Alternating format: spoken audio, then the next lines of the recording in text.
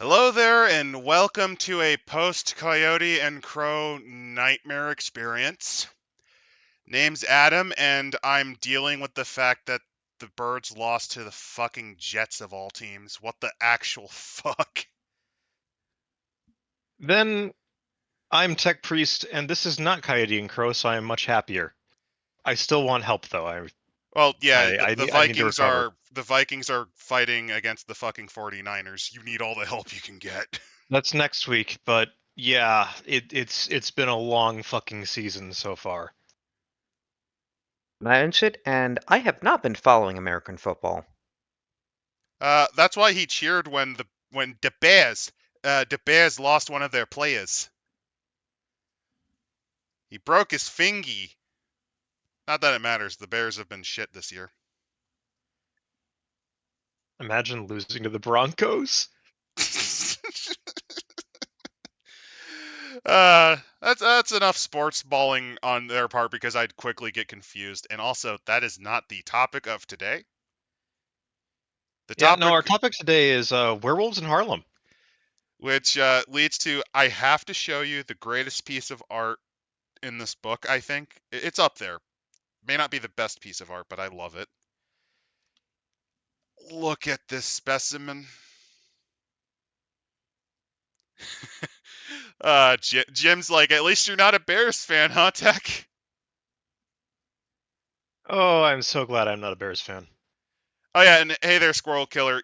In case you're wondering, since I very quickly deleted the announcement, yeah, the past few days for me were pretty rough. I was honestly considering just kind of calling a mulligan, and then I realized we're covering Harlem Werewolf, and that instantly, and not just normal Harlem Werewolf in 1970s Harlem, which instantly improves, especially since you got to remember a lot of the Onyx Path guys originally started their works on actually World of Darkness, so they have a lot of research down, and you're gonna see it. You are definitely gonna see it. Look at the sheer rage on this werewolf's face as this guy realizes, well, he's made many mistakes in life, and this is gonna probably be the last of them. I'm Oh, assuming this is an interrogation scene. Which one is then the cop and which one's the Black guy is the interrogated? cop, as stated in the Oh, there. yeah. Oh God, are they gonna do the buddy cop thing? Oh hell yeah. Buddy cop. And here's the little story that we usually skip. The title of this one's called The Bowery Dogs. And, well, I think this is the most fitting thing to open up on. This is President Gerald Ford to the city of New York. Drop Go dead. fuck yourself. Drop dead. Go fuck yourself, San Diego. go, go fuck yourself, New York. Basically. In case you're wondering, New York in the 1970s actually made Detroit look good. I'm And not. this is Detroit after 3 straight years of riots in the Yeah. 60s. Like, to give you an idea, because this was before the automotive industry completely collapsed, this is when it was starting to, Detroit was seen as possibly more salvageable by some than New York. New York was, at the time in 70s money, billions in debt, billions of dollars in debt. There were routine riots, a combination of race, but also a lot of routine strikes. Crime was exploding throughout. There was a mass immigration wave because this is during the decade, what was it? The diabolical decade of Latin America, where their economies went to the toilet. So you had a lot of influx from Latin America and also from Europe in general, a lot of immigration, a lot of racial tensions. This is the era of West Side Story. This is the era kind of essentially of West Side Story, not necessarily The Outsiders, but that kind of crime serial. If you've ever seen an 80s movie where gangsters crawl out of like manholes and windows and everything's covered in graffiti, that's because they're going on New York.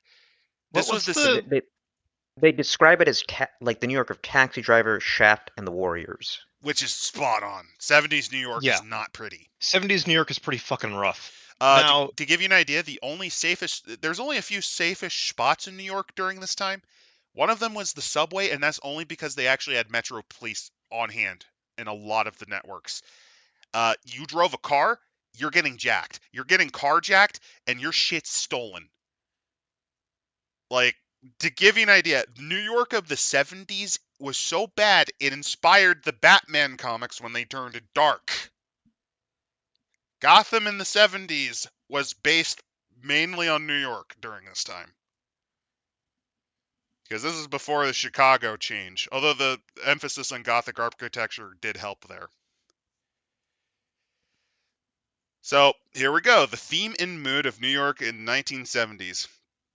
When all you got, it's a little, Yeah. Also, of course, Florida City dropped dead to that headline on October 30th, 1975. Mm-hmm. To give you an idea, New York actually recovering from the 70s was considered an economic miracle. The debt was so high, the federal government was terrified of actually relieving it because they didn't think they could pay it back. A lot of it I- comes. A lot of that money came out of the pockets of the people who had nothing to do with the problems in the city. Of course it did. And I feel like it's important then to bring up the other controversies and issues at this time. So this is, post-Vietnam, This is right. This is in the aftermath of Vietnam. Post-oil crisis. Yeah. So inflation. And this is just post-Nixon. Post-Nixon. You also forget the post-wave of 68, the mass riots and waves from the assassination of several high-ranking civil rights figures as well as political figures. Yeah. Things are still tense. This is not when things were. This is not during the period of equality. This is the time of George Wallace being a viable political candidate. Yeah, I want to note this. I do want to note this in a big way. Anybody who says 2020 was bad did not live through the 60s. The riots in the 60s were genuinely some of the most destructive in American history, and they happened in multiple years, often back to back, in similar areas. To give you an idea, Detroit at this time was seen as higher because, yes, they went through 3 years of riots, but this was before the automotive industry completely collapsed. They still had an income. New York didn't. Yeah. And I think another point is that, well, at least with the riots in the late 60s, we had active terrorist organizations in the United States. Oh yeah, the 70s is during the period buildings. of Weather Underground. The 70s and 80s. The 70s, the 60s, 70s, and 80s are a fun time of political extremism in the United States. You get the wonderful people of the John Birch Society. You get various neo-Nazi militias are starting to form. Oh no, they formed Underground. in the 60s, but this was them at their zenith in terms of influence because this is only recently after George Lincoln Rockwell was assassinated. This is also during the period of the National Renaissance Party coming around, and they're pretty disgusting. They're the ones behind the creativity movement, which was a massive hate crime religion. And don't forget, cults. Jonestown. Ah, yes, the Jim People's Jones Temple. active at this time period. This was during the period where the People's Cult was not only active but still pretty popular. This is before he murdered several political people. This is before he went crazy and moved to Guyana. Yeah, you have that. You also have during this period another, because there's actually, this would be, I would consider, the second revival of black nationalism too, because this is where it happened before, but this is like during a big revival period for it because of the counter response to the civil rights. Things are pretty fucking terrible. And then worldwide, I mean, we just would have had the Yom Kippur War. Yeah, Yom Kippur that's coming up at least. Going on. Yeah. Well, 73, but the United Kingdom is war experiencing with Cambodia. The United Kingdom is experiencing the longest period of economic collapse. This is the dark 70s for them. France just recently survived a government collapse and formed into the Fifth Republic. The Soviets, Brezhnev is about set to die, but he is not dead yet. Mao and that's just in the late died. 70s. Mao just died. Mao just died in China. You have a lot the of fight turmoil between Deng and the Gang of Four. Yeah, you have a lot of a lot of worldwide instability in the 70s. Less than 2 years prior, you had the Khmer Rouge, which was finally put down after doing what they did. You had the Pakistani Civil War, which culminated in Bangladesh forming. Also, the 1971 war between India and Pakistan. Or was that 73? Or was that 75? Hold on. There was 3 of I them. need to- I think there might have been actually 2 wars in the same decade between them. And then in I Latin swear that America, there was 2 of them in the 70s, but I could be wrong on that. No, then 71. I was right the first time. It was 71. There was the Indo-Pakistani war over Bangladesh. then in Latin America, you had the southern cone under the grip of the juntas. The Argentine junta just came into power. The Brazilian elected government was soft couped by the military, and they did not fight back. This is actually Chile in was the couped. aftermath of the Salvador Allende getting kicked out by the Chilean military under a certain Augusto Pinochet. Kicked out is a nice word. It would be He ate it out of killed a and then helicopter committed at Mach suicide. speed, yes. No. He killed himself. Yeah. It was his. This is the era of compatriot. This is the era of Shining Path in Peru. This was when FARC was actually strong. This is the beginning of the Sandinista fronts. And then in Africa, you have. Oh, and in Mexico, this is within a decade after the 1968, because Mexico went through a wave of protests in '68 that culminated in mass, not just mass police suppression, but actually like limited mass executions.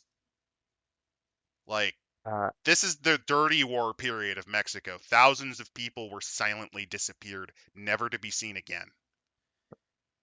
Then Africa, we have the ongoing Angolan Civil War.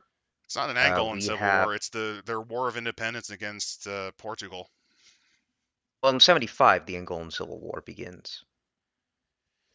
Yeah, this is a period of mass activity that, like, yeah, the 2020s ain't looking hot, but I'd rather live here than in the 1970s, let me fucking tell you. Woo! Yeah. It's like the crazy of the '60s just never went away. So, yeah, it's in the 70s. It's vague. This setting is intentionally vague from 1970 to 1979. That's kind of where they're going with. If you want to bother with specifics, you can look up the internet. They're telling you to make sure to look it up. I would say mid-70s. Just let's go with 75 as a compromise. I think. That is a point they bring up because this is another reason why this setting is actually really well researched. They're using a lot of their old New York research from the period where they covered it in World of Darkness. This is also during the beginnings of the drug, not necessarily a full-on drug war, that happens a bit later, but this is the rise of the cocaine trade. This is actually also the cartels really start becoming flashy during the 70s. They started in the 60s and a bit earlier, but this is when they really get new life. So you have drugs, sex, and violence. And no more is this scene than in New York, which actually had entire red light districts with disgusting neon signs, illegal brothels, casino. It is, if you ever wanted to make an action movie, 70s New York is picked often for a reason. And do you know where all that was situated? Times Square. Oh yeah, Times Square used to be a place where you didn't want to walk safe at all if you could avoid it. Yeah. Like Times Square, you sometimes were risking your life walking there. Yeah, as we're going through here, let's go and get down a little bit further into this book and chapter because it's kind of a. This is probably one of their more researched ones, and you can tell. Yeah, so if like the thing is they're talking about like everything in New York matters. They talk about the gangs, which is here's the big thing that they're just gonna throw out right away. Packs have many similarities to gangs, and they do, right? And they're like, of course, that's obvious, but it's like one of the more common ones they go is like, we can't point to one single reason real people turn to crime. For every crime and every person practicing it, you can find at least one different reason. Some do it because they like causing chaos. Some do it because they kind of need to survive. Some did it because out of spite, out of Some do it despising. because they see literally no other option. Yeah, some see it Like, because of that. Some do it just legitimately because they want to because there's the desire for vengeance, and if you feel wronged, sometimes you'll do it for that. Sometimes you just don't care about harming others. You're a sociopath and just realize I can get away with this. And sometimes you literally it's that or you starve. One thing Or I you have the drug monkey on your back. one thing I do say, I do believe the kind of gangs they had in the Warriors, where they were more localized to maybe a neighborhood, that was true. Yeah, this isn't If this is before this is large organized actual gang culture is more of an 80s to 90s thing. This is more like your local toughs. This was before before they they went really corporate, federated, yeah. So you'd have something like you'd have something like the 68th Locos fighting the 72nd Flamers or something, and they have like a flaming skull and like they use Molotovs and shit. Like this yeah, would be like you know, Death Wish, like with Charles Bronson, it's kind of like that. actually Death Wish is if you make a Werewolf Chronicle and you just use the plot of Death Just Wish. use Death Wish 3. Just use the plot of Death Wish 3, the one where he has to fight a massive gang of people with like a It's machine gun. it sounds Yeah. goofy, but it's not implausible for New York in the It's 70s. not implausible for New York in the 70s at all. So they talk about this where it's like a lot of gangs in New York, a lot of it is also fueled by the mafia, which at this point in New York, this is just They've before the only mafia really started. starts to get declining. Like this is just before the real decline of the power of the mafia and organized crime This in is the United back when States. if you were an uppity Teamster in the construction workers union, you're not going to be seen next week. Yeah, Jimmy Hoffa was murdered around this time. You're not going to be this is seen next week, and no one's going to remember right where you went. right before Frank Leotardo goes into the can for 20 years. Yeah, This is right before they finally break La Costa Nostra and start picking apart the mob. unironically Batman Year One, where he's starting to bust the Falcone crime family, is about where they are. They still essentially rule the underworld of the city. And on top of that, they rule the construction firms. To give you an idea, and if you were a real estate dealer in New York at any point during this period in time, you have mob ties. Until basically like the 2000s, honestly. And Yeah, even then, even as late as the 90s, it's not uncommon for a real estate developer to actually have mob ties. Like that is genuinely how bad it was. In this case, this is the 70s. Cocaine was really proliferating. It's been recently synthesized into crack. On top yeah. of that, you have psychedelics. This is actually a decade after the spirited attempt by it was a psychologist who legitimately was trying to push for the legalization of LSD. He tried to form his own religion based around the usage of it as a ceremonial thing to get around the ban. Like this is right around the time psychedelics really became a thing. This is during the time. This is back during the time ecstasy became very popular. Another common drug that was very commonly abused was quaaludes and just muscle relaxants. You name something, they probably crushed it and snorted it. And on top of And it all, you heroin. usually washed it down with some booze. Welcome to the 70s. The Yeah, heroin too. kind, Yeah. yeah. The other They thing say to for the note is that Vietnam veterans, which a lot of them are because a lot of them got addicted because they were conscripts that were sent overseas with no support network that didn't really want to be there, and so drugs were like The the number one 70s. thing. The 70s were the first time. That's another thing. The 70s. It was noticed in the 50s, but it was only after Vietnam that post-traumatic stress disorder became noticed and identified.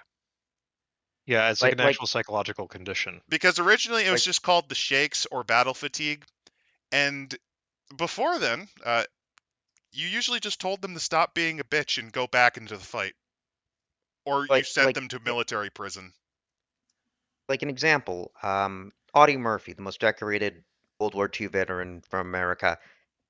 He, I think they put him on some kind of drugs, but I don't Morphine. know if it He was became a for morphine the addict. battle fatigue.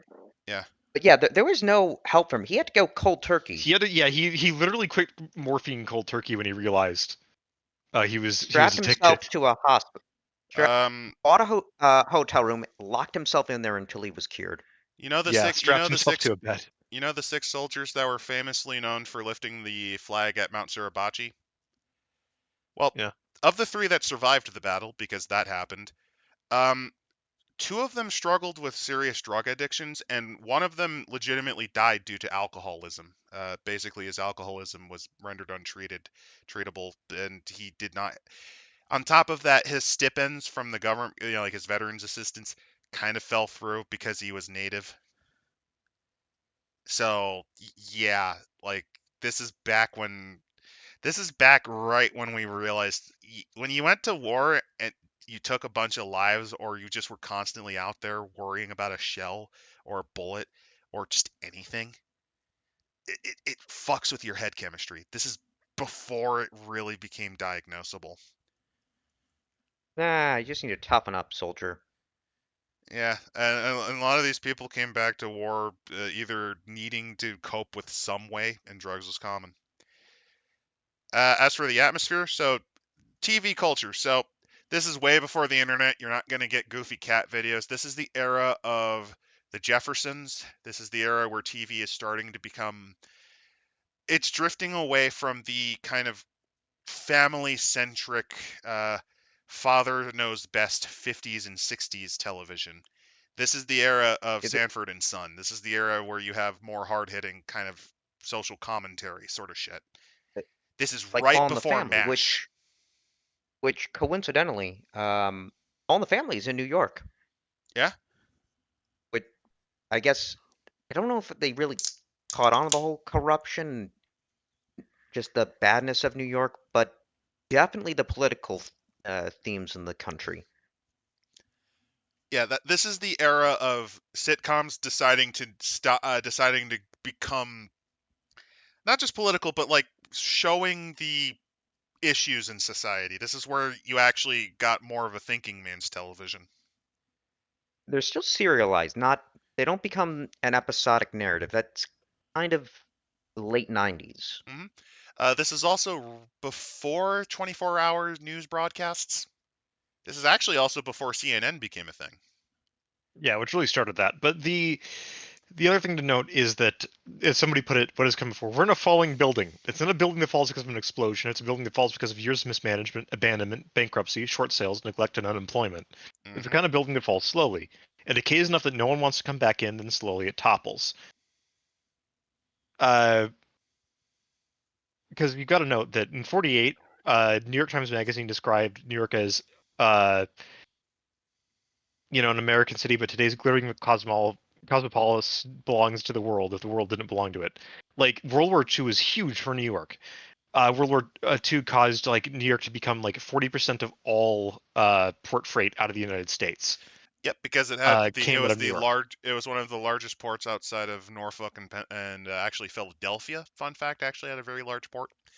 But New Yeah, York was the big one, and on top of yeah. that, it also saved it from its because it actually experienced some of the worst economic recession in the state. It then also, on top of that, became the home of the United Nations, which was actually another huge boom for construction and its stature. Its stature in the world is like the world's new first city after London. Hmm. Um, the next thing though that happened is that the problem, of course, is that when you build a lot of shit, you then have to maintain it, and construction companies cannot maintain the pace of building things forever. They just can't. Especially if it's an area where a lot of people are moving in, and on top of that, the city is already starting to strain its budget because it has not been either reality on the ground isn't understood or it just legitimately can't because there is Because a the economic growth is slowing down.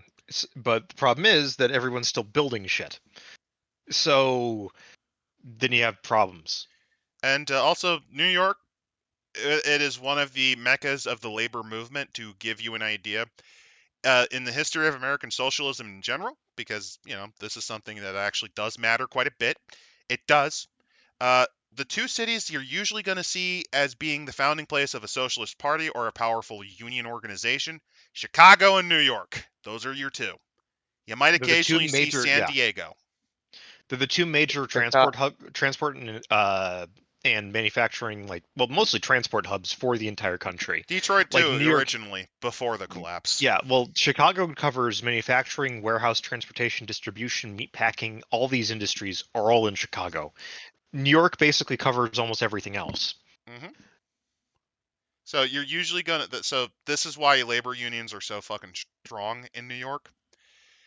To give you And an idea, it, during the 60s, this is actually one of the big reasons New York partially kind of fell apart. Multi-year strikes because their conditions were pretty shit. They were and, incredibly shit, and their pensions were garbage. and we are talking about strikes for sanitation workers.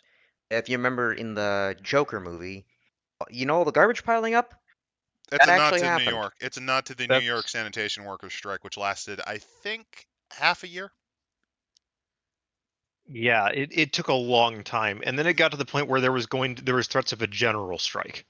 Yeah, because what Uh, happened was the city of New York, because this is when its economy, this is when they were trying to nickel and dime.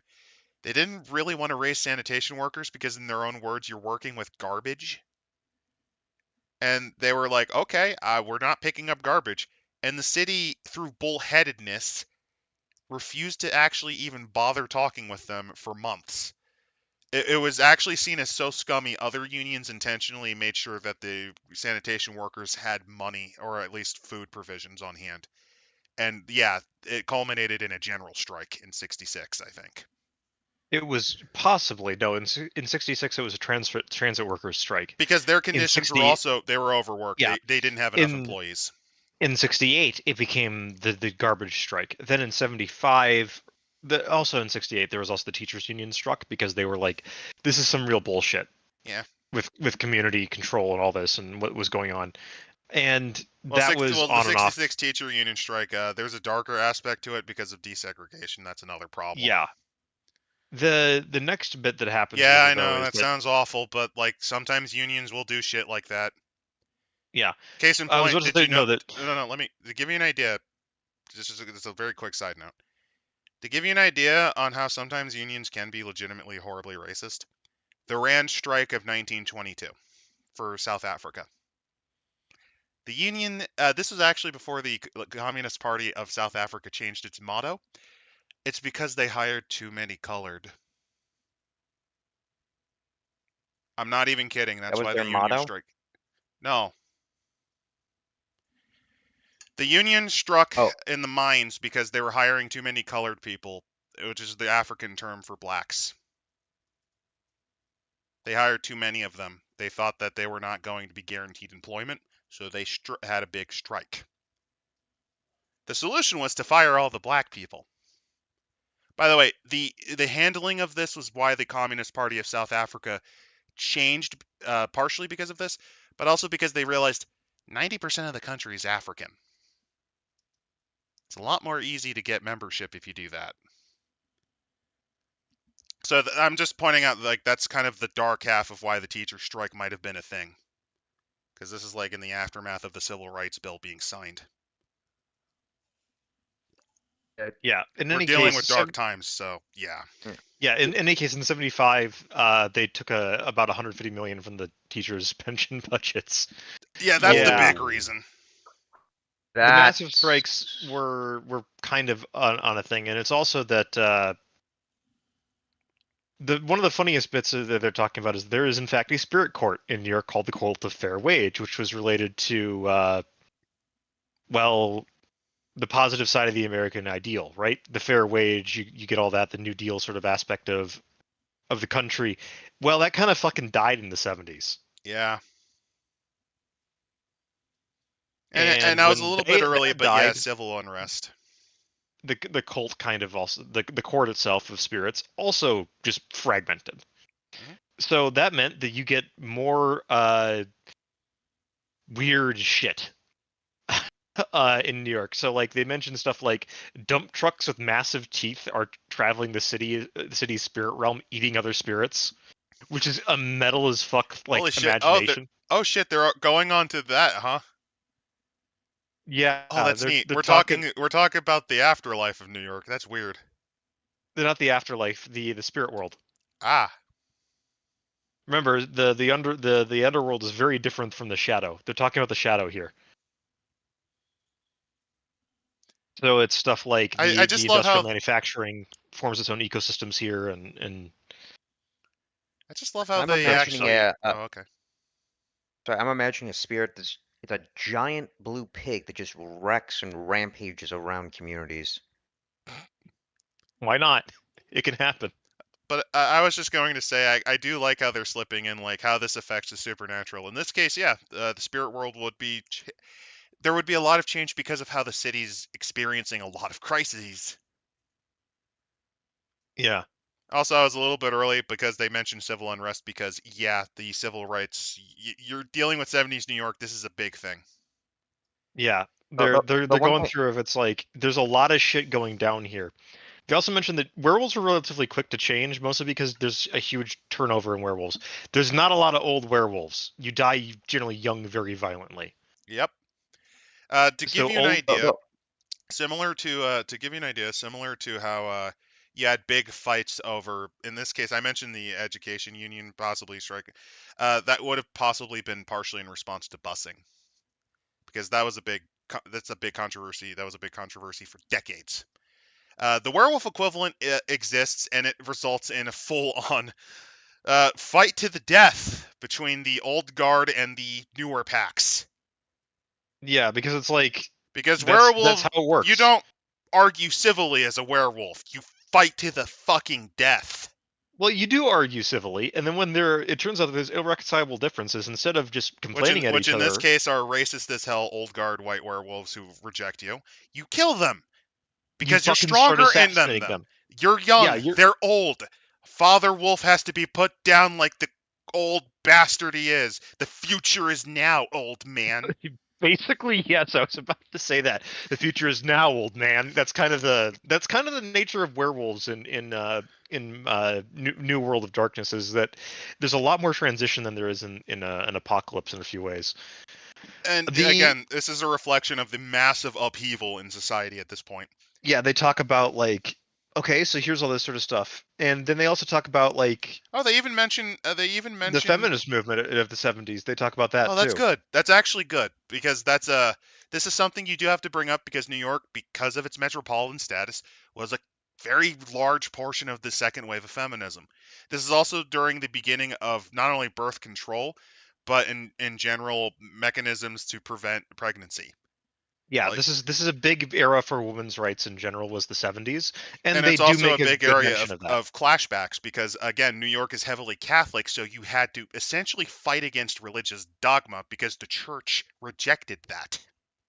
Yeah, then the next bit, of course, they have to talk about Vietnam, at least the tail end of it. Because by about 1972, we're basically no longer in Vietnam.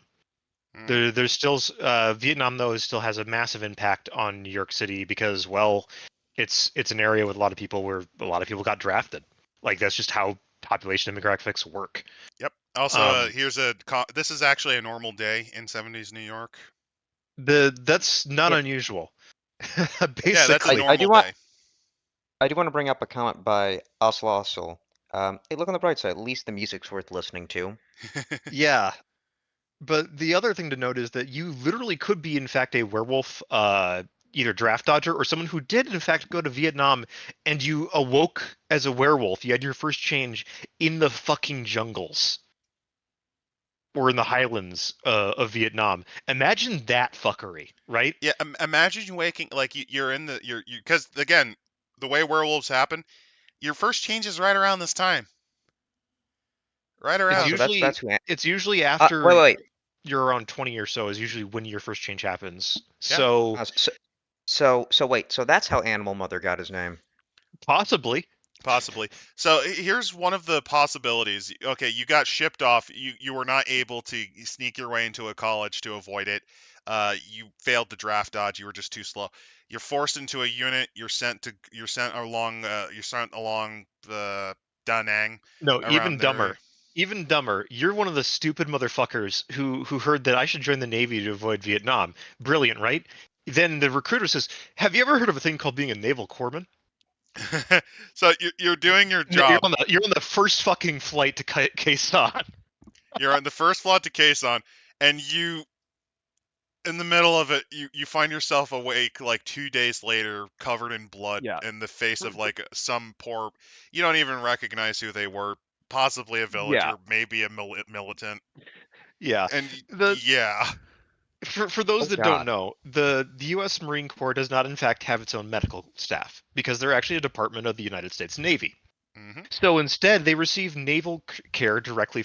They receive medical care directly from the Navy. So Yes, they so do. naval medical personnel are attached to Marine units, which means that if you are a naval corpsman, there's a decent chance that you will be immediately shipped out as medical staff to Marines. Yep.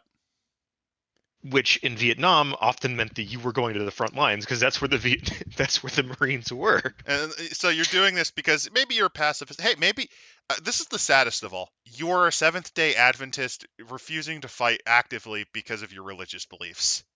Congratulations, son. You're in the fucking shit now. And then you wake a year later in the middle of the offensive. You awaken.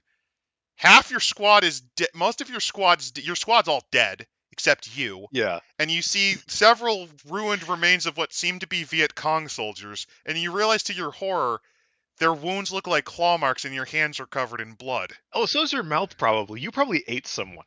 Like, that's the other thing Imagine they don't being talk this about with poor the first Seventh-day change. Adventist who, remember, is also supposed to be a vegetarian as well as a pacifist. Yeah. Now that's an I interesting just realized, for though? werewolf character. Yeah. I just realized, as a more of a fun shitposty adventure, Hunter werewolf crossover, Rambo and werewolf fighting in Vietnam.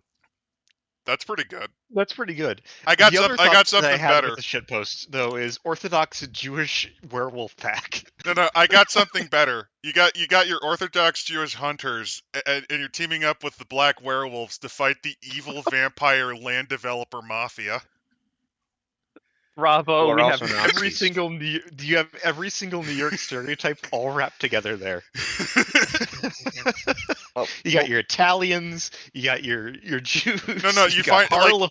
Like, you got your Italians, but then you find out that the Italian's actually a changeling. It's like, come into my freezer, I can get you some assistance. And, like, Yeah. you open it up, No, you see no, like an orc. It's like I can get you something if you I get got me the one. lasagna. oh, Sicilian. Actually, Oh, no, it's, no, just it's just a you're mi- normal you're looking mis- Sicilian. What are you talking about? That's not a fucking monster. It's just a Sicilian. You're also missing the Hare Krishna mages. Oh, yeah, we are. you are. But yeah, like, feel free to go Gonzo with this. Like, yeah, you can make it kind of that, but when we're talking about Shaft. They mention Shaft directly as an inspiration. Well, yeah, because again, there's so many inspirations like Death Wish, Shaft. You got to a lesser degree SWAT. Like a lot of Yeah. your cop procedurals. Not necessarily. You got a lot of murder mysteries. You got a lot of social activism. Sitcoms, for example. Yeah. Just- and I mean, this is before MASH, but this is when the movie came out, so you have that. Oh, no, wait, I got another one. It has to be Blackula. I was about to say Blackula. should be in that list, shouldn't it? Yeah, Blackula should be in there. All right, are you ready for the other one though? Of course, the next page they have to mention Stonewall. There's Yeah, the no reason Stonewall. why it wouldn't. You have to, because of this is also a big step. Like the 60s and 70s was also the first steps in actually treating people who are of a different orientation sexually better. Because for instance, we stopped treating it as a mental illness. I believe it's no longer in the DSM at this point. It was in the UK, which you can also be criminalized for during this time. Yes, you used to be thrown in prison if you were gay in the UK. Yep. In any case, they also talk about like the 60s doesn't end discrimination. Like the Civil Rights Act didn't actually do that. Oh no, you don't. And they You talk don't really. about For gay activism, for the LGBT movement, you really don't see victories start to mount until the 90s, and it's but only don't ask, until don't tell. Like, it's only you really at the end of the 2000s that even then it took until the mid 2010s fully. at this point, you have perhaps issues being raised up in the media. You have No, Harvey Milk. they were seen as in they would call them in a bunch San of Francisco. bundles of sticks getting uppity. This is Oh, 60s I'm Stonewall. This is only when it's just beginning to be like, maybe we should treat 60s. them You're right. human. Yes.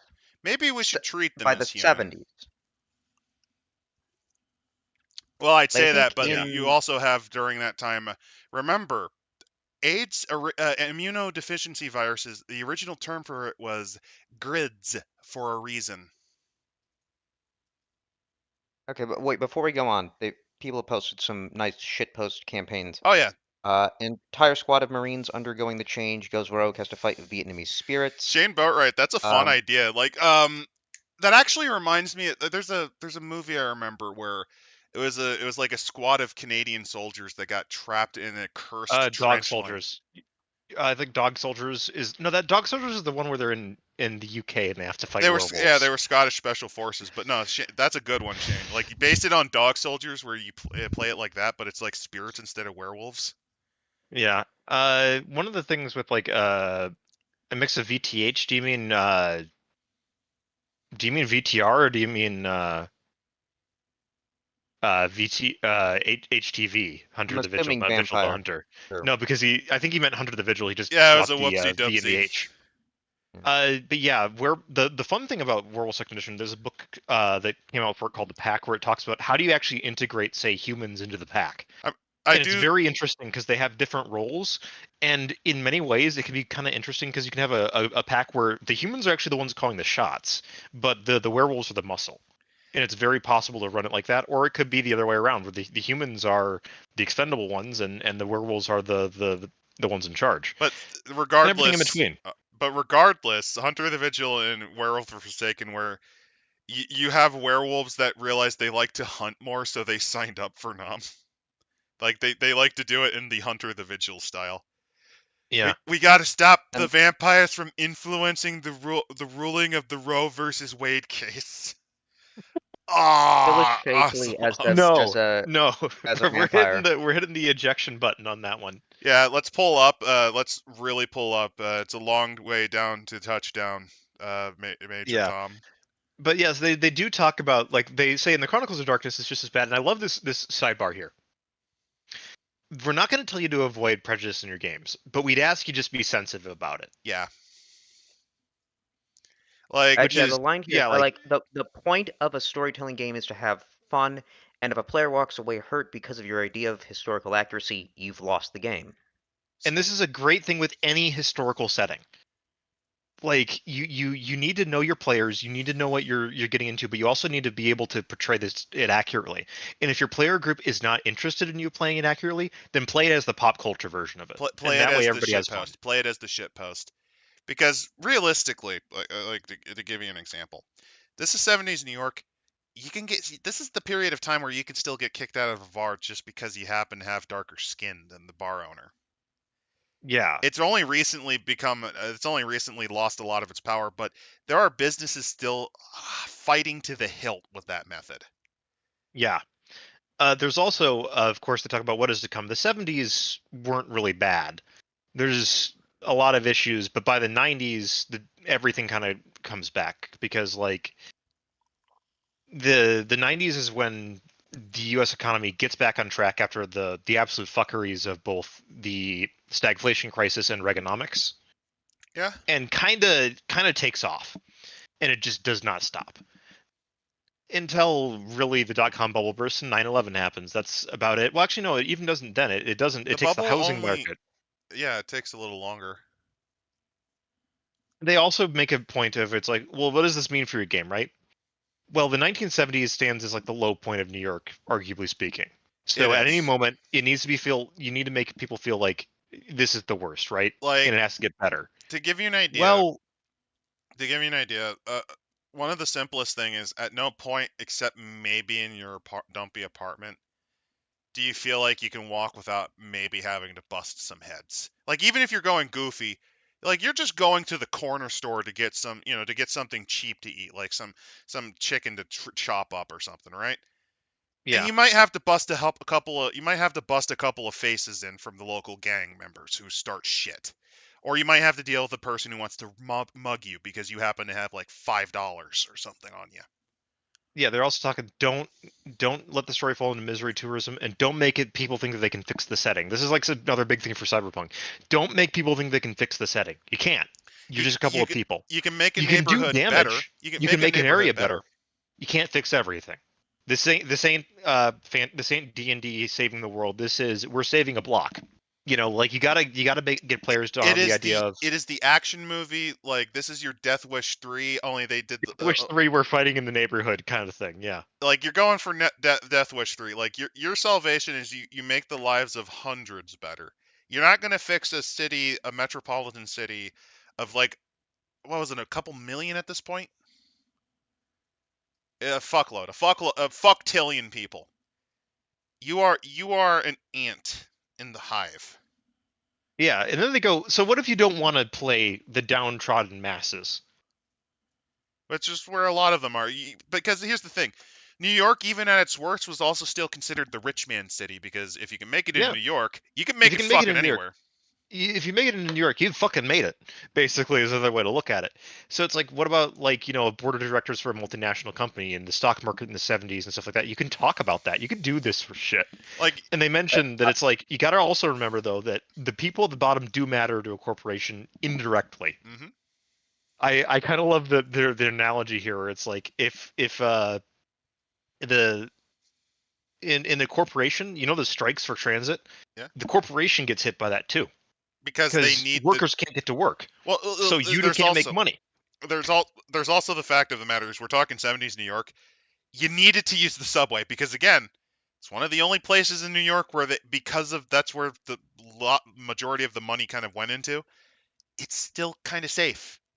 If you try driving to your place of work, even to give you an idea, you could be a rich investment banker. You know, I make this company millions. They're just gonna fucking crack open your door and rob you blind. Yeah, it's Like, a you lot can't like drive to your work. Not in 70s New York. yeah, from city to city, occasionally you get carjacking gangs, which is where this kind of comes from to some degree. In 70s New York, it was at its worst. 70s New York was carjacking gangs everywhere because it was a quick way to make money. There's so many people and so many cars. You steal a car, you can turn that thing over pretty fucking fast. And if you see a nice car, like an investment bank, you just made bank.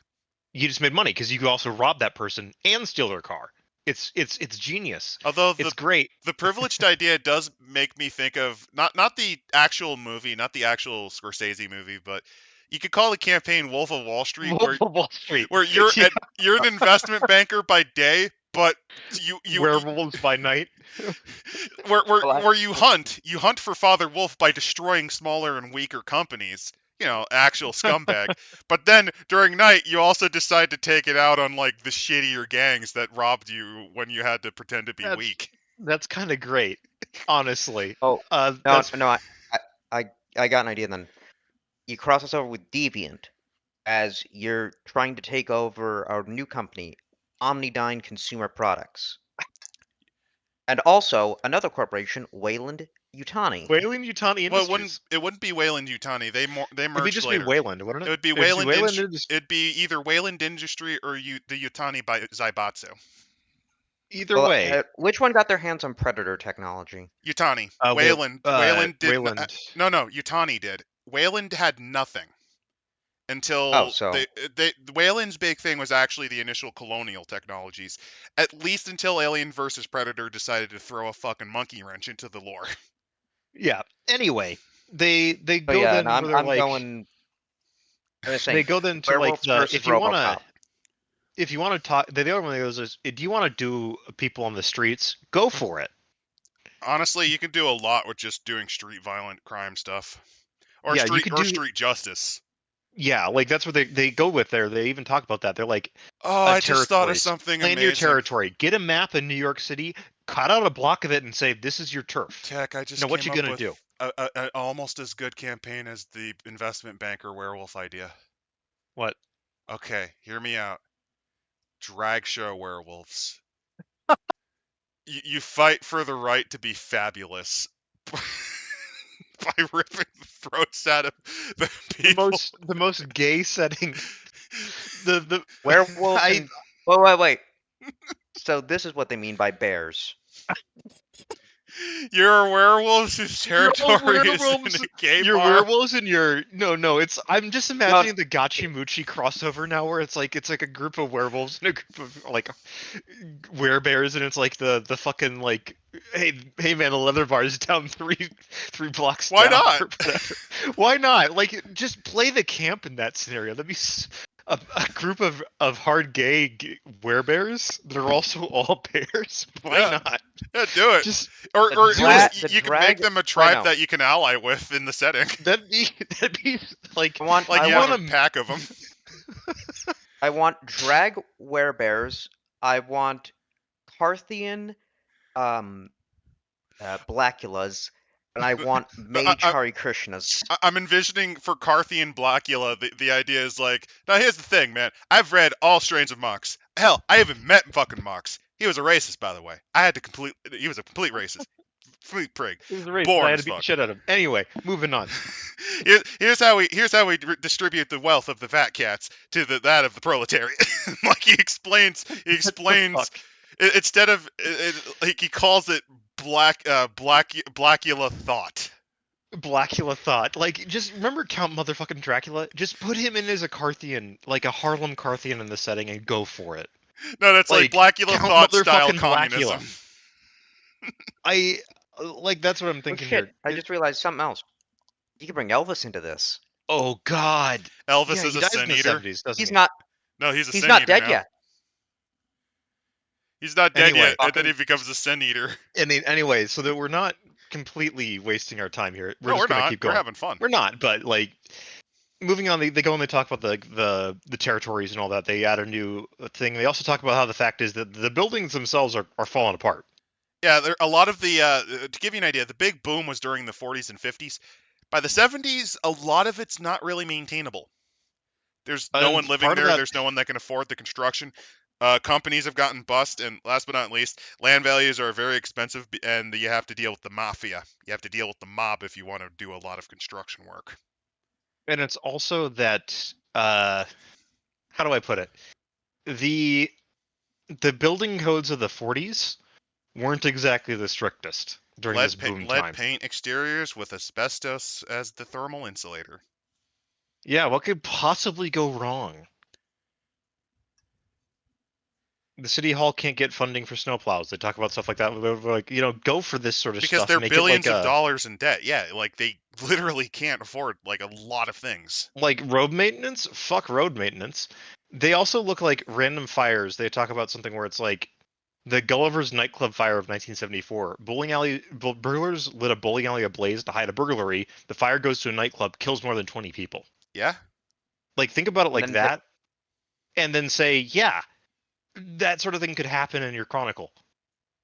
And then we Use have, that as like a way to do that. There's also they one talk more. about They mention a serial killer that was active during this time. they do mention Sam. before Yeah. that, they mention the Armed Forces of the National Liberation, the FALN, which launched actual bombings on New York soil at the time.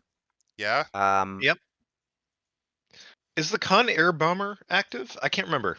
Might be. Con Ed bomber. Hold on. This is one of my Con Air favorite. This is one of my favorite little New York history things. His name was George Metzke. He was a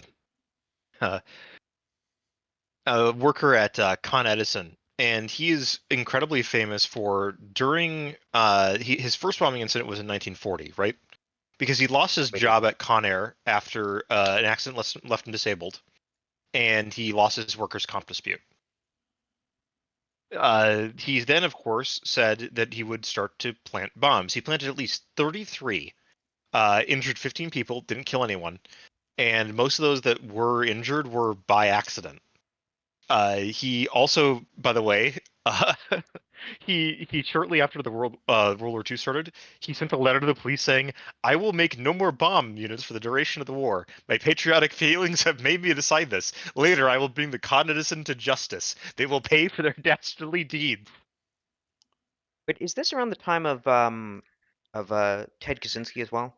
No, this is Unibomb- way earlier. The Unibomb. I think the first initial incidents with Ted were in the 70s. Ted got started mostly in the 80s. He did not his first couple, but he didn't write his manifesto until later. Yeah. But yeah, if you want the Con Edison bomber is a wonderful also case of legal profiling, where the it's one of the starts of like how do you profile a criminal, and it's one of the first cases where it was really applied and got it basically right on the nail, for finding it like by trends of societies and things like that. I'm gonna throw in our Discord a link to this guy because it's a genuinely fascinating little story of what the fuck. Um, Yeah, Again, no, I read about this guy of all things in an Uncle John's bathroom reader at first, but it ties into a lot of the kind of things where you could add this into the into your setting, because in fact he was released in 1973. Mm-hmm. Oh, also, fun the fact. 70s. Oh, Yeah. So I'm saying the 70s. I feel like did seem to be the era of I guess, the popular serial killer. Oh yeah, because you had Ted Bundy as well. Ted the Bundy, Son of 70s. Sam, Zodiac Killer. Zodiac Killer. Like A lot of it's there's that a cops bunch in the more that 70s I've. were really fucking shitty. Also, the lead paint poisoning had reached critical levels Mm-hmm. in our boomer population. So Again, Summers, the Son of Sam Killer. Fun fact: he actually is one of the first cases where they use psychological profiling. Because for a string of time, Berkowitz went after brunette women, like brunette-haired women. Like we didn't know that he was just going for targets that he considered easy, because like 4 of his killings in a row were the same kind of body build, young woman, brunette, long hair. yeah, So if you're wondering, part of the reason you see dye jobs increase noticeably might have been partially because of that. there's a few other things to do with him, but that's one of those. It's Son just a of Sam weird is an little. interesting. It's a weird Yeah, little factoid, I know. Son of Sam is an interesting one. They're even giving you an idea of what about if you want to do it a real thing? Well, he's got a tulpa. Yep, his dog. Yeah, the Right? strange I'm dog actually is actually. surprised that they would actually straight up say use Berkowitz. They're like, yeah, Why go wouldn't for it. you? Why not? I don't know. It just feels like White Wolf kind of shies away from using actual real life No, they Well, you're not don't. people. fighting. You're not fighting Berkowitz. You're fighting the tulpa he created. Yeah. Also, Like this is written by that's the the same difference. people. This is written by the same people. You got to remember, Onyx Path were made by a lot of former White Wolf writers. Probably that's a relic of that. They are happily Ah, willing to use people in real life. I mean, this And is in also this a case, relatively safe way to do it. I mean, it's a serial killer, and it makes sense. Like, slashers are a thing. They even have a night horrors book about them. Yeah, like just, and I think this is a good one where it's like, yeah, he created a tulpa from his obsessions. You have to go fight it. Like, there you go. Like, that's a fucking plot hook for a '70s New York Chronicle right there. They go into institutional violence because the NYPD, while never reaching the exact levels of the LAPD or the Pretty Bakersfield fucking bad. PD, were pretty Yeah. fucking corrupt. Because again, combination of mob ties, powerful corrupt union bosses protecting them, and just plain fucking racism. Also, Serpico. Yeah. yeah. Yeah, This is the entire concept of the corrupt cop. Yeah. Bullet point. By the way, they are telling you up front, if you're running through an extended chronicle, you have to bullet point every institutional conflict you've touched upon so far. Like, Because make a note because bring it forward, build momentum, build consequences. because Because the cops are gonna come for you. and they're This corrupt. is New York City, They will and they're corrupt as shit. They will make excuses to get you in prison, especially if you get away from them the first time. Yeah. They will legitimately put you away even if you're innocent, like during this time, if you have annoyed them. And then there's what happened to Serpico. Yeah. This guy, Serpico's honestly kind of a fucking legend. I can't remember if Serpico's the cop that got in like 30 gunfights and lived in the 70s in New York.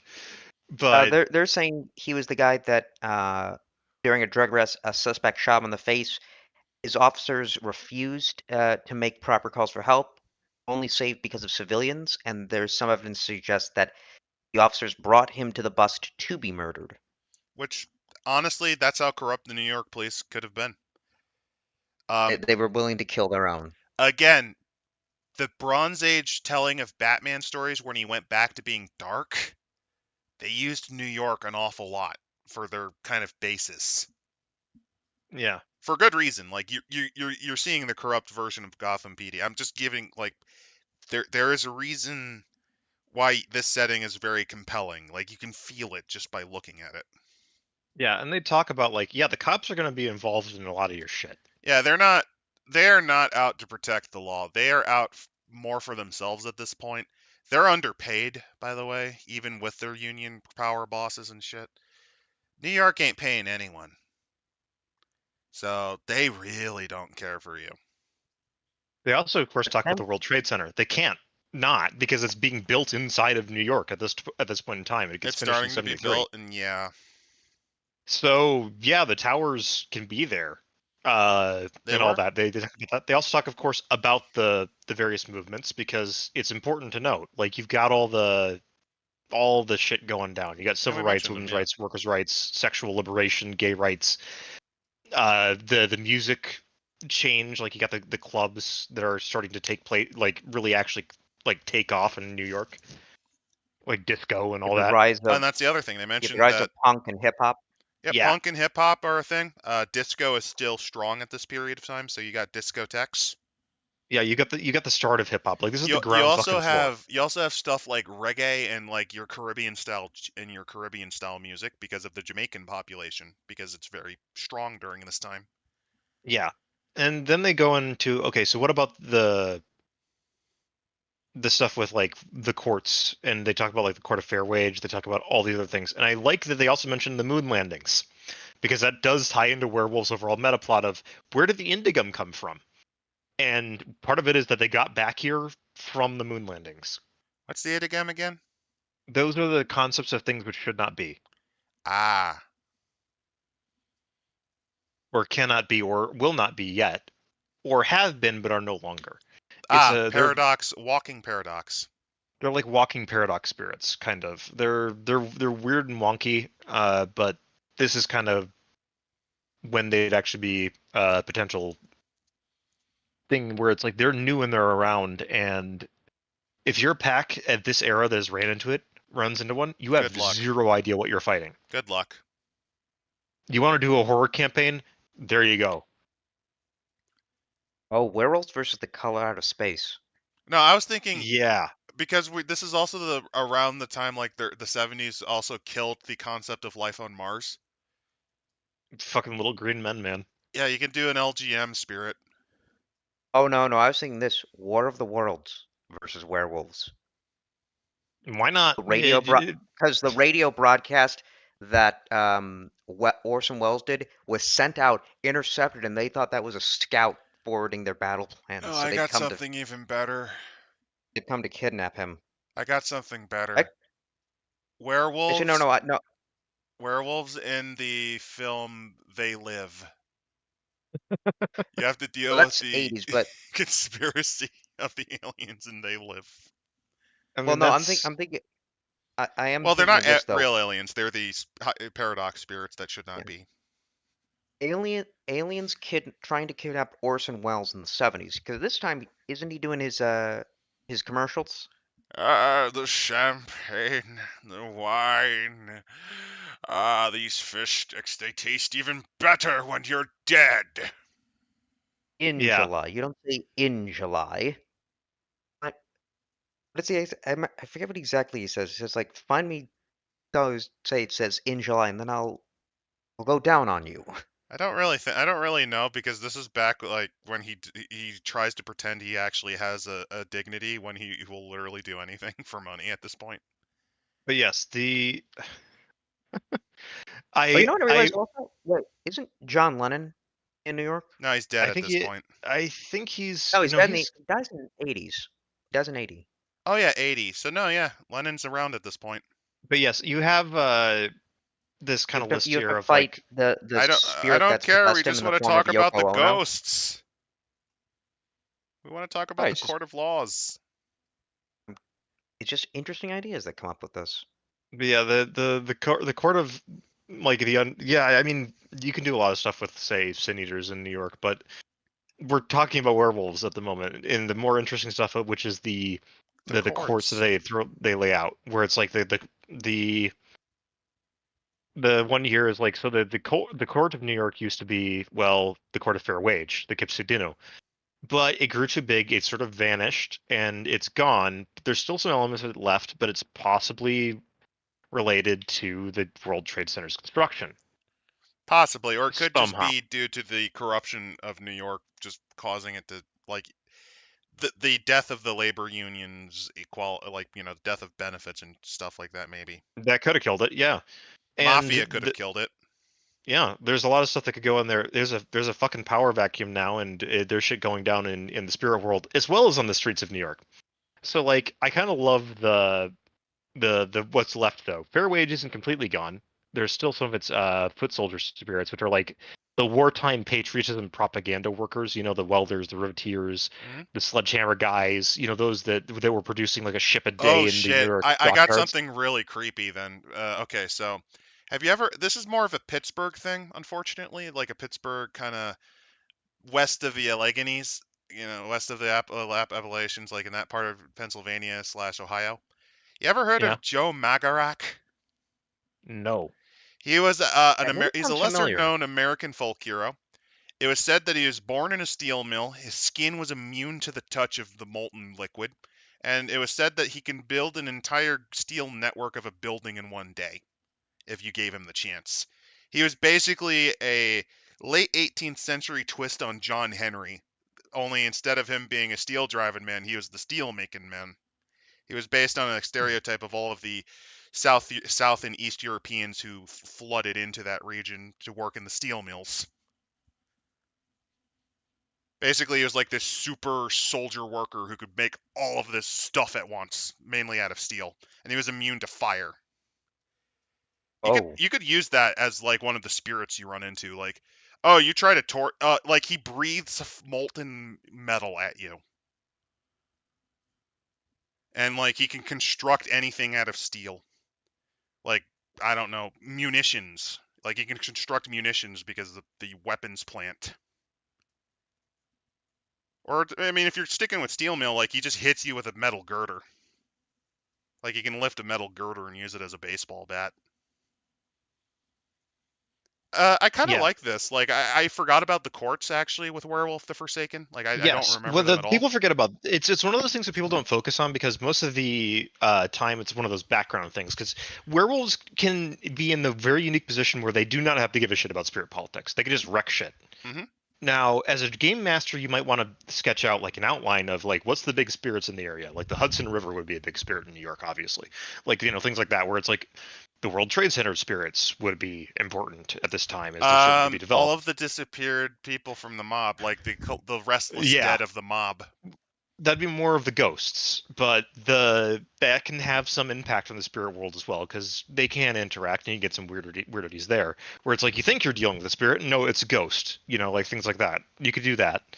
One of the ones that I would also talk about big here for spirits, and they go into this is the start of the 80s obsession with consumption that kind of comes in, and that's the Court of Indulgence.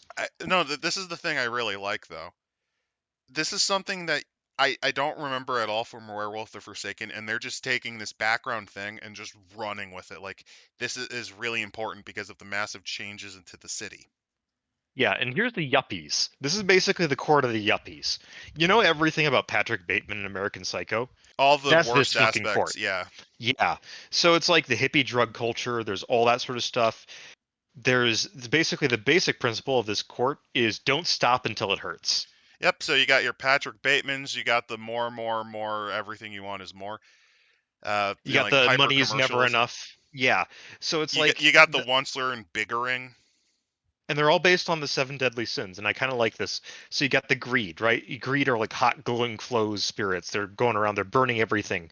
They'll envelop a city block and kind of, like tear it apart because greed takes over the area, Pride is a fun one, by the way. The privileges, they're basically these androgynous white business suits that are going around and they're skittering along the sidewalk. And it's like imagine like a Slender Man looking motherfucker, Yeah. and that's basically this. And I like that. It's a representation of the privilege of the elites in society of New York at this time, which is overwhelmingly the white business Predatory class. to the poor. Yeah, and exactly. Wrath is like small people on fire, basically, that then rush at them and explode. Sloths are No, no, just you hold can't on. see With them. with the wraiths or the wrath, it's not fire. It's napalm. Mhm. Oh yeah, it's the ghosts of Vietnam basically coming back to haunt everyone. Then you Sloths is get scary. You can't see them, and you just Sloth is great, slow down until you can't move. and then you starve to death. Yeah, like they're Oh no, talking you about don't this. starve to death. By the end of it, you can't even be fucked to breathe. Yeah, gluttony is a fun one, which is overdose. They look like these Needles. needle snakes, like a narcotic Ouroboros. Like that's pretty fucking talking about that. See, this is Uh, something you don't usually see in Werewolf the Forsaken settings. At least not to this degree. I fucking love this. the next one I like too is the Envy is pretty good. They look like nothingness. They warp light around them. They're holes in They're like black existence. holes. Yeah. Holy shit. The last one is pretty good too. They're called wetnesses, which is the one for lust, and you're like, ew, but it's not as ew as you'd think. They arouse you to do things in the way of pheromone right?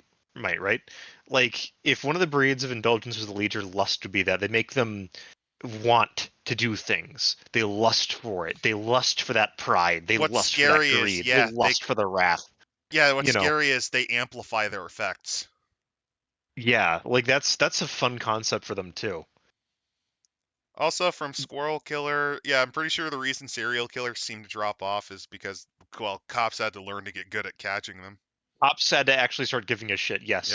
Yeah. We finally got sick of shits. To shit of really bad fucking cops. Oh, hey, you mentioned them. The Scoopers. These guys are The great. scoopers, yeah. They're industrial machines made of flesh and bone that look like dump trucks, cement mixers, or cranes. That's the thing. They're like a spirit of hunger that is capturing other spirits and eating them. They're like the spirit of rampant construction and things like that. They possibly some people are trying to make them manifest, which would be imagine, if you will, a giant flesh dump truck rolling down Times Square. Not just that, but it's so big it basically clogs the whole street, and it's just not stopping. Yeah, that's bad. That's very bad. So, actually, question. So in Werewolf, do these spirits then appear in the real world, or did they just appear in the They're in the spirit shadow. world? They're They in the can shadow. manifest, but it's not easy for them. And part of the job of werewolves is to keep them from manifesting. Because if a spirit manifests, like their effects are already felt in an area, it's not great. Like it's not great when they're kind of just lurking in the shadow, just kind of influencing.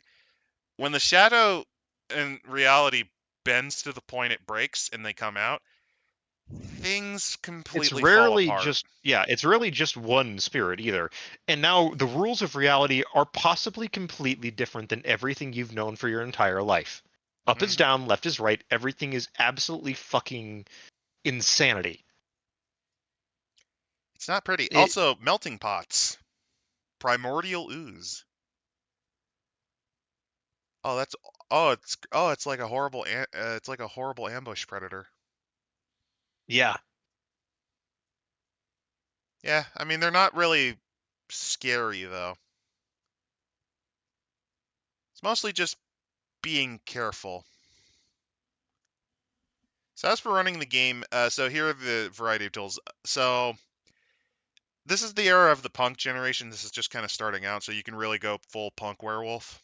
yeah. They're like, do you want to do a punk game? Here's how you do a punk game. This is Here's the 70s stuff. crime punk.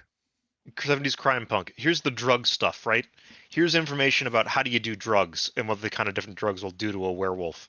Also, this is legitimately the equivalent of the new hit TV show Robin Hood, kind of, but actually good. Yeah, because that's also kind of a crime punk setting. Yeah, they also talk about betrayal. They go like, here's the thing, right? Yeah. have betrayals happen and create nemesis, do connections, keep enemies closer, all this sort of stuff. They even go for events where they talk about like Serpico, right? And they talk about the idea of like, what do you do for a thing and an event you can throw into a game? There's of course the 77 Blackout. Which that killed a lot of That was people. a 25. It was a 25-hour blackout. Killed a lot of people because And it it also happened infected the during Son of hospitals. Sam too. They talk about that. They also talk about, well, institutional violence, right? They're talking about this sort of stuff Yep. where it's like, how do you do that? And here's your stuff for how you can make that happen. They bring in Stonewall in case you want to run that. I don't blame them on that. Well, I mean, also they know it.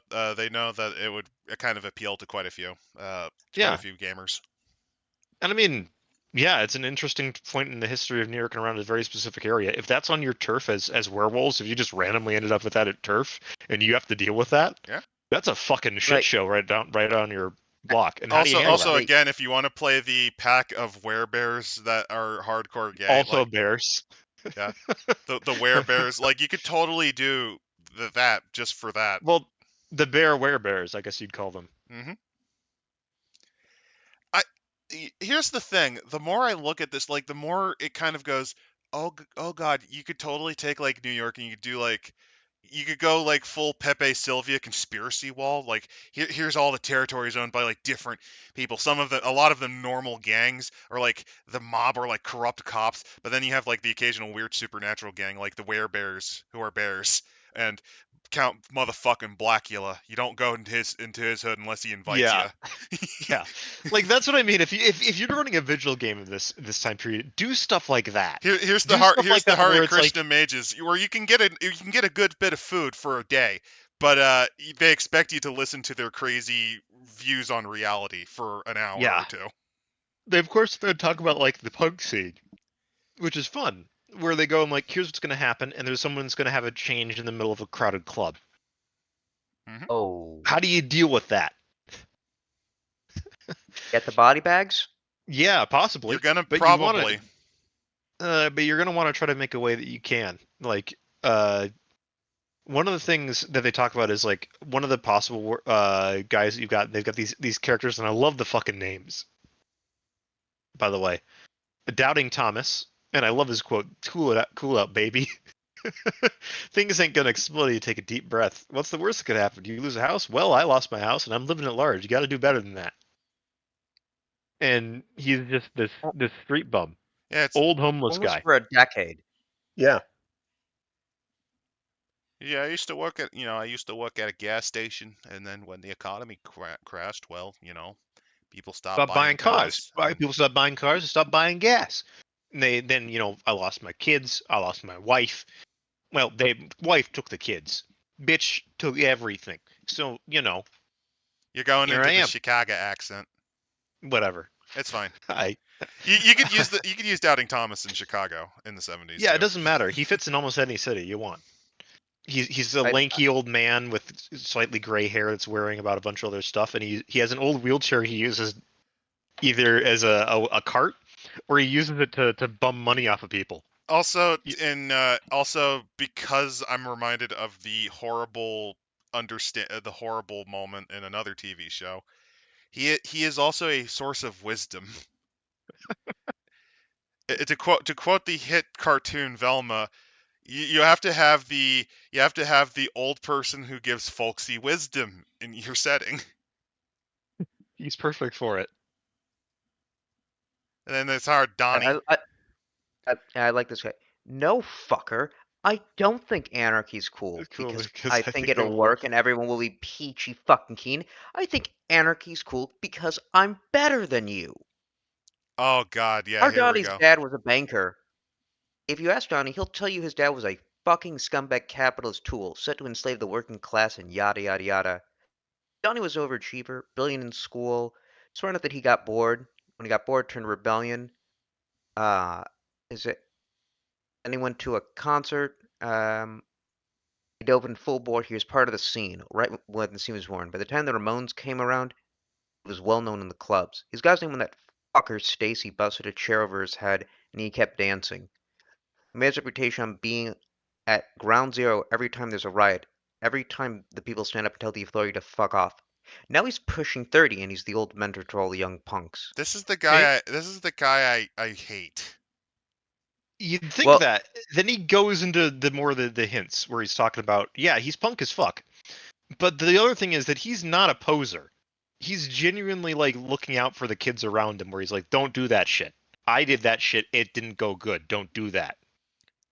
I like this. He's rocking a full mohawk, a hand-riveted leather jacket, and jeans with more holes than a New York City street in February. Today his mohawk is blue. Next week it'll be green. Nah, It's like he's I just- don't like this guy. Like even if he's It's trying to be a literally- good source, he's too obnoxious for me. His highest dice pool, by the way, is an inciting riot. Yeah, I don't like him. I genuinely don't like him. That's fine. I think he's a great archetype, though. No, he's a good archetype. It's just he oh god, he insists upon himself. It insists upon itself, Lois. Yeah, he just kind of comes off as an asshole. Like I don't like him. That's fair. Then we get Pastor Wallace, You know, your standard priest. standard priesty guy, and you know, you get Snuggy Snuggy Roscoe. Roscoe. Snuggy Roscoe. You want the good shit? Snuggy Roscoe can get you the good shit, but you ain't looking for the good shit. You're looking for the Mandrake group. If you smoke that, snort it, shoot it, or drink it, Snuggy Roscoe can get it. But what the hell? But don't say Snuggy Roscoe ever did you any favors. Did you know Favis? I got the pink Yeah, like- slip for 200. And I love this. They got the lineup of all the guys in Okay, now that I can visualize Hard Donnie, I can see. I'm starting to warm up a little bit more to him. yeah, this is the I guy am I'm loving talking about. This Snuggy Roscoe. Snuggy Roscoe also. Both of looks them. so Both of them fucking have good. some serious style. That helps a lot. That I helps absolutely- a lot. I absolutely love, because again, you see Donnie and you see his style, and it's like, yeah, that's 70s punk.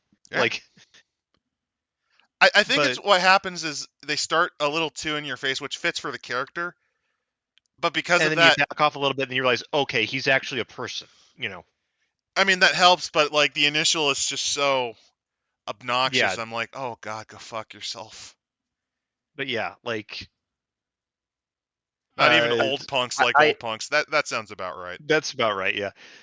I like this with Snuggy Roscoe and his role-playing hints. He's a ruthlessly efficient business strategist and can make millions a few blocks down on Wall Street. Instead, he prefers to be the biggest fish in a smaller pond. He'd rather be the undisputed best than running in with the other sharks.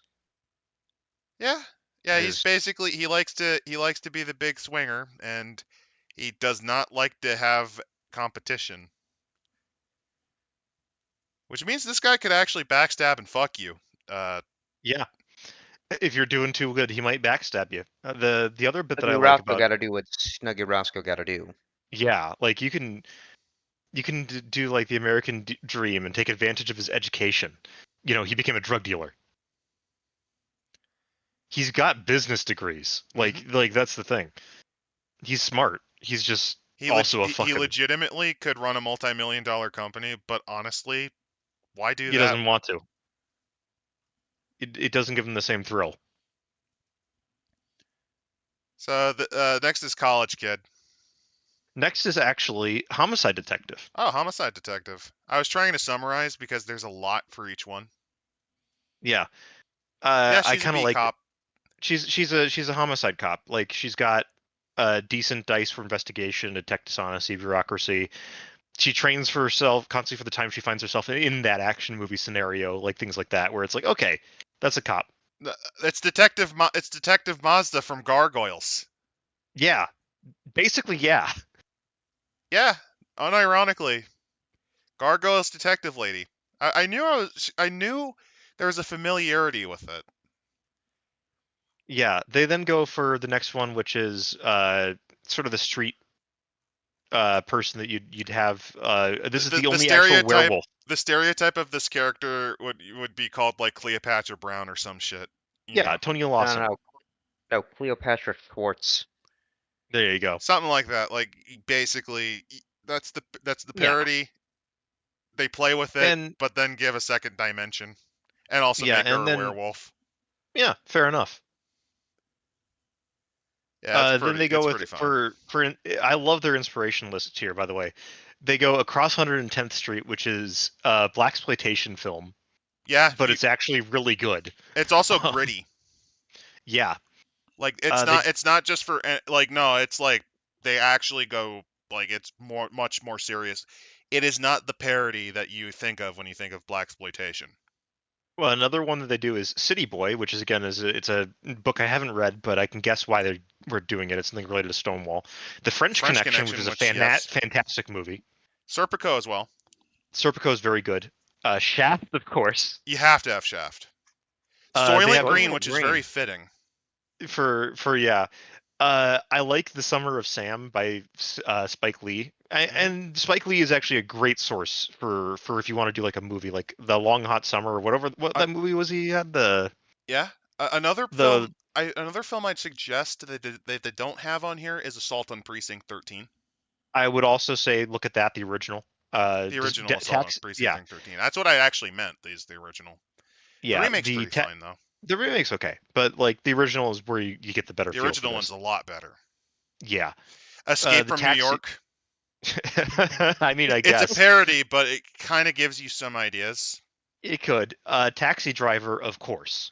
The Like Taxi slightest dash Driver of is, RoboCop. Taxi Driver definitely. Also, and of course, without question, The Warriors. The Warriors is Warriors, possibly you the have most to. important movie to watch for this. You have to.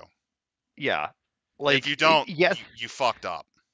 like yes, it's a retelling of Xenophon's story about the what was it, the 3000 and their attempt to Xenophon's march to the sea. 10,000 and the attempt to march back home. Yes. Yeah, but it's well done. It's put in 70s New York, and And it it's fits so well. it works really well. It's got a lot of, it takes the nature of itself where it's like it's a retelling of that, but then it goes, okay, but here's the people involved with it, here's their dynamics and all that, and we're gonna go with that. So it's less of Oh a no, hold on, I got the Baseball Furies was a Hunter compact. baseball Just series. imagine that. Yeah, from the Warriors. Oh yeah, that would work. It's a But bunch of silent guys with baseball bats. basically, you name a gritty 70s like drama cop procedural, or honestly, you could probably get away with a little bit of the Silence of the Lambs here, because this is also the era of serial killers. Yeah, I also want to note they do their section on all the other supernaturals, and it's really good. They talk about vampires because of course they're everywhere. They pop up like shopping malls in New York. Yeah, I mean, And they're New York just is about a as buffet. harmful. I love the they popped up like shopping malls and were just about as harmful to the locals, which fucking brilliant. The point of view is a little more hardcore on this one, I've noticed. Like when they talk in the point of view, like it's less objective. Yeah, but I think that works to That the helps a benefit bit. of this one, because 70s New York is such a opinionated place, and it's New York. You ask three New Yorkers about their opinion on any one topic, you're gonna get 5 different opinions. And also be told to fuck off twice. Yeah. But yeah, vampires are all over. Carthians are very much in command in this one. Yeah, Prometheans, of course, are talking about. They're in New York, but they're not very common. I mean, they're more common than you'd find elsewhere because there's a lot of humanity to kind of observe. Yeah, But they're not very common. Changelings can have up to 10 different fucking courts at a time in one city. Because like, that's how big New York is. Yeah, like imagine that, right? The longer a court exists, the greater the chance the gentry can topple it. So the courts have to be temporary. Because of the transients, right? So like the transients in New York City, like moving from city to city, it's easier to do as a change. Oh, by the way, this is something you missed. Do you prefer what's the old mage again? Ascension? Ascension, yeah. Do you prefer Mage the Ascension? Well, the mages in New York in this time period are very much akin to the Ascension Wars. Yep, they're fighting for control of Wall Street. Yeah. And eventually the newest Mage book has a talk about New York City now in Awakening, which is a bit different than this. But again, that's like 7 years later. I just realized, since this is right before, this is more of an 80s thing, but I'm envisioning like you have a beginning technological conglomerate in New York at this point, and they're getting in a fight with the local Hare Krishna mage sect over who can control Wall Street. You could easily do that. The other one is that New York is basically chock full of God machine infrastructure. It Oh, has it to is. be. Like, why? Where else would you put it? It's fantastic for that. You want to run a demon game that Demons isn't here Berlin? very much are trying to chase that American dream. They die like flies, but the ones who make it, they fucking make it. The other way you could do it is that it's a fucking mafia crime drama. You Oh, just yeah. do that as a demon game. Easy. You could do that easily in 70s New York. Oh, I just realized something really kind of amusing though. I just thought of What? it. So I was thinking maybe demon, but I think mage would be more fun. You mentioned Hare Krishna, but come on, you have the Orthodox Hasidic Jews in New York as well. We talked about that. We talked about the Jewish the Jewish mage cabal, I guess. No, we didn't. We No, didn't. we didn't. That was something else. I was talking about an Orthodox Jewish werewolf pack, which I mean, can you imagine? No, we don't do the hunting on the Sabbath. I'm just now envisioning like like they're all transformed but laying on the floor because that's They're just all, they can't actually go out and hunt, so they're all they're just laying on the floor in their wolf forms, just napping. I guess that could be something. Actually, how Imsa, do you have any insight into how Orthodox Jewish werewolfism would work? Not really, but what I would assume they probably try their best to prey. Or considering they're not human at that point, they could come up with the explanation that they don't have to follow the rules. Because they're Um, no longer God's people, so they don't have to follow the rules, or well, I don't. Well, I mean, because I they're don't think not there's anything in the human. So Talmud. I don't know if there's anything in the Talmud covering what happens if you turn to a different species, but they could perhaps rationalize it as, well, God gave it to humans, not any other animal. But We're you are kind of half human animal. partially at the time. I think the ruling might be you are allowed to eat non-kosher foods if you're in pure wolf form. Only in pure wolf form. Yeah, because that's a good question. Are spirits kosher?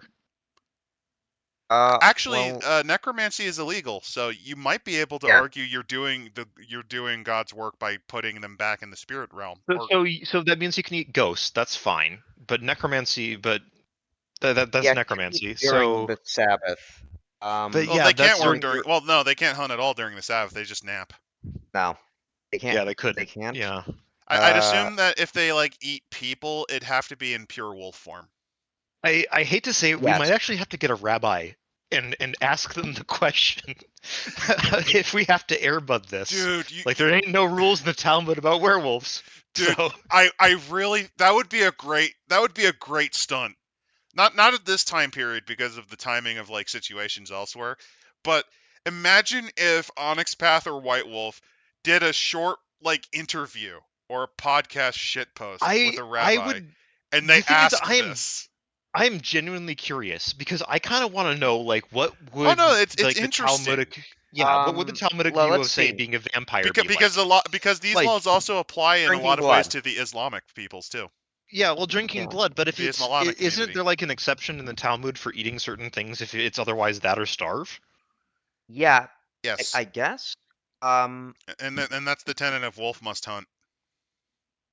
yeah, I would assume it can't hunt on the Sabbath. Can't hunt on Sabbath. I would say they cannot eat anything if they are not in wolf form, because if you're in the more hybrid forms, like the war form, you're partially a man in that Yeah. form, which means you still have to apply at least partially to kosher standards. Yeah, but then what determines partially? Not at Of the all, just five to be phases. safe. So Not it'd at be all, like just to be if you're safe. yeah. Good point. Yeah. Um, I'm trying to think for the other ones. I mean, mages. Well, now you're Mages basically work on the same rules. Magic is Unless- fine. It's really necromancy in the Talmud, from what I remember. it's necromancy. Magic specifically It's a bit of is fine. divination. What? Divination was frowned on, but I don't think you were put to death for it. No, there is Kabbalah, but that's not Talmudic. Changelings. Well, you're no longer human at that point, Yeah, at that point, I think Like, you can just choose not to at all. and I'm going to be quite honest. Probably your belief in God is completely gone at that point. Because God should have saved you. More likely, it's more like I mean, your faith I would don't be fucking destroyed know. because you sorted hats for 50 years with an ape. You had to Um, eat pigs for 5 years because that's what your keeper did to punish you. Like, yeah. Oh, I thought of something I mean, really if weird you're though. Do you want me to say the weird thing before you continue? Because Yeah. I have a dumb idea. go ahead. Go ahead.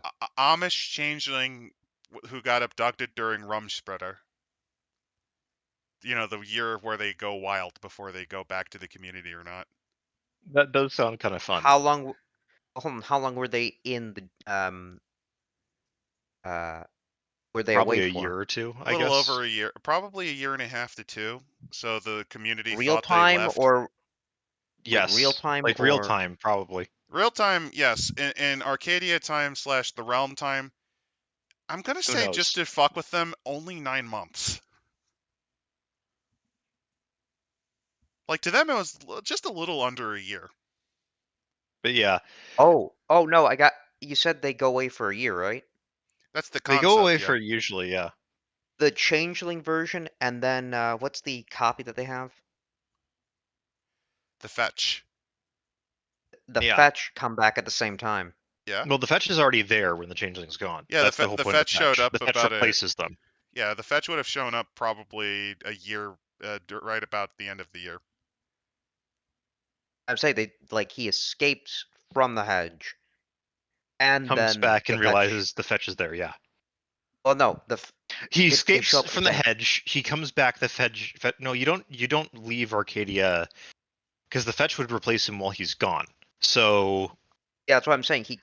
What's the ritual that the Amish do? I don't know. We're way off topic here. Well, I mean, we're basically done. That's fine. We're done. This is literally the last Yeah. part of the book, and after this is just the list of the Kickstarter backers. Yep. Hunters, by well, the way, have their what work a- cut out for them because of all this shit. Mm-hmm. Just to bring up on the Orthodox, you think Promethean Orthodox Jew? Actually, that's a good question. Could a Promethean become Jewish? Well, it's not human. Well, once if it completes the whole thing and becomes human, yes, 100%. Well, I mean, At that point, this is again kind of similar to the concept of a robot Jew. But no, I got the idea of this of. Well, it's also that they're Promethean- made from dead people often enough. So would that count? Once they become human, I mean, they're their own being. I know, but they're made from dead people. What if those dead people happen to be Jewish? Would that make them Jewish? Well, no, because they're just. I mean, if you get the organ of a Jew from a transplant, does that make you Jewish? Okay, that's a good point. Yeah, Yeah, like you're kind of arguing from a ship of Theseus statement here. I think. that was But no, good. I had a twisted idea of a Promethean wanting to be Jewish and deciding I'm gonna build the third temple. No, I got the idea. So it's the Promethean, right? He was the reason he thinks that he was Jewish was his creator was actually like it's the stereotypical rabbi makes the golem of Prague sort of scenario, and that's why they think they're Jewish because their creator was. Interesting. And one of the commandments that they seem to follow without really meaning to at all is they legitimately do not move at all during Sabbath. Oh, They can't move. They can't do That's anything. interesting. That's really interesting, actually. I don't know if I'd play it, but if I saw that in a game, I'd be like, that's really interesting.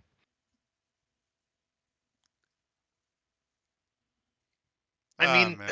But yeah, honestly, this you can definitely tell that these were the people who probably I don't know if the writer for this one was specifically a former member of White Wolf that actually worked on some of the New York stuff, but they put a lot But it more effort feels into like this one. it feels like it. Like for the page count we had here, we kind of breezed through this, but that's because it was well written. It's honestly. well written, quick, and here's the weirdest thing of all. I usually ding these modules if they don't have adventure hooks, but they kind of went the Chicago by Night route where they don't really need them because they designed at least enough characters that you can kind of play with them on your own. You can throw those characters in whenever you want to. The main thing, though, is that they said it's the 70s in New York. Like, use a goddamn book. Like, we've got some ideas here for you, and you can sprinkle them in, like Serpico, A little bit Son of Sam, irreverent, but Blackout. yeah, there's so much. Yeah, they're like, there's a lot going on in New York at the time. Like, it's also a modern city. We shouldn't have to explain to you what could happen in a modern city. Especially since this is They- well within living memory. Yeah, like, ask your grandparents about it, basically. And I mean, that's one way to do it. You can call it lazy, but in this case, I think it's actually better. Especially since what they did was they then focused on stuff that you wouldn't otherwise think of. Like, again, they don't usually talk about the spirit courts traditionally in Werewolf. Like, they mention them, but this is the first We work haven't- with Werewolf the Forsaken that actually I've noticed they really put an effort into This it. is the first one they really do it in for this setting. They did that. I can't remember of any of the other werewolf settings where they had like a list of a spirit court of location. But then again, those settings were much larger focuses, like areas of the world. I actually So- think though that actually really helps Werewolf the Forsaken a lot, because I think this might be one of the biggest reasons that Apocalypse might be more liked in some ways than Forsaken. I disagree a lot on that, but like this really hammers home the spiritual aspect, like really how they work, how they operate. Like the Court of Indulgences, all of them are horrifying in their own ways, especially the ones of Envy, which are living black holes. Yeah. There's also the remnants of the Court of the Fair Wages, where it's the echoes of a New York that was. And that really, to me, it shows that like a lot of the spirits you run into in this setting, like not ghosts, but like spirits, because that's the thing. People usually, when they do werewolf stories that involve spirits at all, it's ghosts. This shows you like the power of the term zeitgeist, the spirit of the time. Yeah. Like And- werewolves deal with what was, what is, and in the case of the paradox ones, what may be or never will. Yeah, actually, that brings up an interesting idea then of fighting. I guess you're around the World Trade Center. You fight a spirit of, well, the aftermath of 9/11. That's no. They hit the Pentagon. Yeah, That's I'm a realizing little no. this is I'm exactly sorry. the thing I was. It's coming like the fucking turning red meme is the thing that immediately came Yeah. to mind of they just hit the fucking Pentagon. Yeah, I this is mean- exactly the thing I realize I'm saying the exact thing I was complaining about with using Son of Sam. Yeah, you are. Yeah, that's why. I'd say though with Son of Sam had very few victims overall, comparatively speaking, and was more just a atmosphere of terror, which is perfectly And fine to throw you in there. don't have And to you're use 'em not at all. actually, and also you're not actually facing Sam Berkowitz. You're facing the tulpa that Sam Berkowitz may or may not have created. Which, it could be that Sam created this tulpa, or the atmosphere around New York City collectively created a monster that is the Son of Sam that you have to go kill. Oh, Then I'll go with a different idea as a spirit. You know that famous picture of all the construction workers on top of that, like the Building? Yeah. steel, as they're eating lunch. Yeah. So take that. There's only one of them now. It's one of those fair wage soldiers who, in a fit of rage, is sniping you with a rivet gun. You got to find a way to travel up to where he is to stop him. I have an interesting idea for a spirit. I call it the what was it, spirit. I call it the creep. It's not a person. It's a localized phenomenon. Buildings that it's essentially a never-ending building that leaches into other buildings. That's a very good spirit thing. Like that's the sort of thing when we're talking about spirits in say Apocalypse and Forsaken, that's the sort of thing you want to look at for like weird spirit ideas, because it's like spirits are like animist things. So buildings of spirits have spirits. In this case, Rivers it have represents spirits. the uncontrolled construction speculation of New York. It constantly grows, adapts, and parts of it die off. And if you're kind of hanging around in this quasi-shadow, you can get trapped in that thing as a horrifying maze. It's almost like an artificial Arcadia and that artificial hedge in that way, where you were lost. in the shadow. The other thing I would note is that spirits follow people, people follow spirits somewhat. So like if an area is under speculation for development, that spirit might move into the area that is being speculated on. Also, the spirits of what may never be. Um, the spirit of an actually dead New York, like the spirit of a New York that did go the way of Detroit and died. Yeah, like that could be an Indigum. Well- Indigum are usually more conceptual though than that. Yeah. But that's the other thing. You can have an Indigum in this chronicle, and it would be for in character at least. This is a spirit that works by no other rules any spirit you've ever seen before has done, or anyone you know has, seen a spirit that works like this. Nobody does. So what do you do? How do you deal with that? How do you work around that concept of, all that? And I think the fun thing is, when did the ticker tape parade for the Apollo 11 astronauts happen? I think that was in the very very late 60s or early. Maybe I want to say that exactly was in the 70. 70s. Might have been exactly Because 70. that could have brought an Indigum with them. Like there's your chronicle hook right there. Is the ticker tape parade in New York for the NASA astronauts? The Armstrong, Collins, and Aldrin brought with it a goddamn Indigum on the car or whatever. Like you could do that, and that could be the start of your entire chronicle, or you could work that in there. I I just just- thought of I- another. I don't know if it's an Indigum, but this would be more. I think would maybe more infect like actually the Soviet Union at this time. But I always loved the lost cosmonaut concept, where they just sent them into space and they never came back down. Maybe in this case, when they went on the moon, one of those came back down with them. I mean, yeah. I mean, that's another one. The Indigum ticker take parade is pretty good. Yeah. Like imagine having to fight one of those things during a ticker tape parade in New York City. Yeah. Like the fucking the spirit world in that point is in so much emotional turmoil that it's a goddamn riot. Oh, I have That's another. cool, I have I another break spirit that represents the labor of fair wage. It Yeah. is known. It is known as the garbage patch. It is. It looks like just a can, a normal trash can, that rapidly begins filling with garbage. And the more, and when it only happens when you don't look at it though, until it eventually becomes more and more, like it goes at a parabolic trajectory in amount of garbage it emits. And it was the aftermath of the sanitation workers strike. Basically, the reflection of you did not pay the workers fair, you did not pay the garbage man to collect me fairly, so I'm going to continue to propagate. So, like, one question: when did Sesame Street come about? 70s. 70s, I think. It did. 60s to 70s, I want to say. So Okay. you could, if you Spirit- really Big felt Bird, like you have to fight Put evil Big Sesame, Bird. put Sesame Street in this setting. You have to fight a spiritual Big Bird that is trying to rampage through New Wanna- York. Why I wanna not? see- well, I no, wanna it's see not the a spiritual Cookie Mo- big bird. It's actually his companion Snuffleupagus. He's gone wild. I want to see Count to Von fight- Count beat the shit out of a vampire. Why not? Just oh One my god, as a uppercut, deviant, two as a uppercut. deviant game. It's a deviant game where you're all Sesame Street Muppets that have come to life.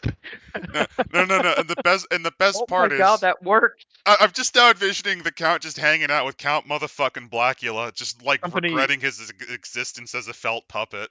The SBP has created you, the Secret Broadcast Project. Jim- you were Jim designed Henson's to bring act- entertainment to children everywhere, but something went wrong.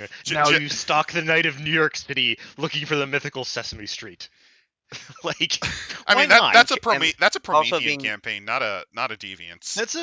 That's either or, honestly. Like, I would do it. I would do that as a no, actually no. Promethean would be because of it's kind of learning. Deviance would be the equivalent of if you had if you had not Jim like Henson Jim Henson's hand was like sewn into the Muppet, and now the Muppet is alive too. and, Like, yeah, the Muppet's alive, so it's like Jim Henson and Kermit go like Kermit has his own personality, and it's like you have the calculating power of two minds in one.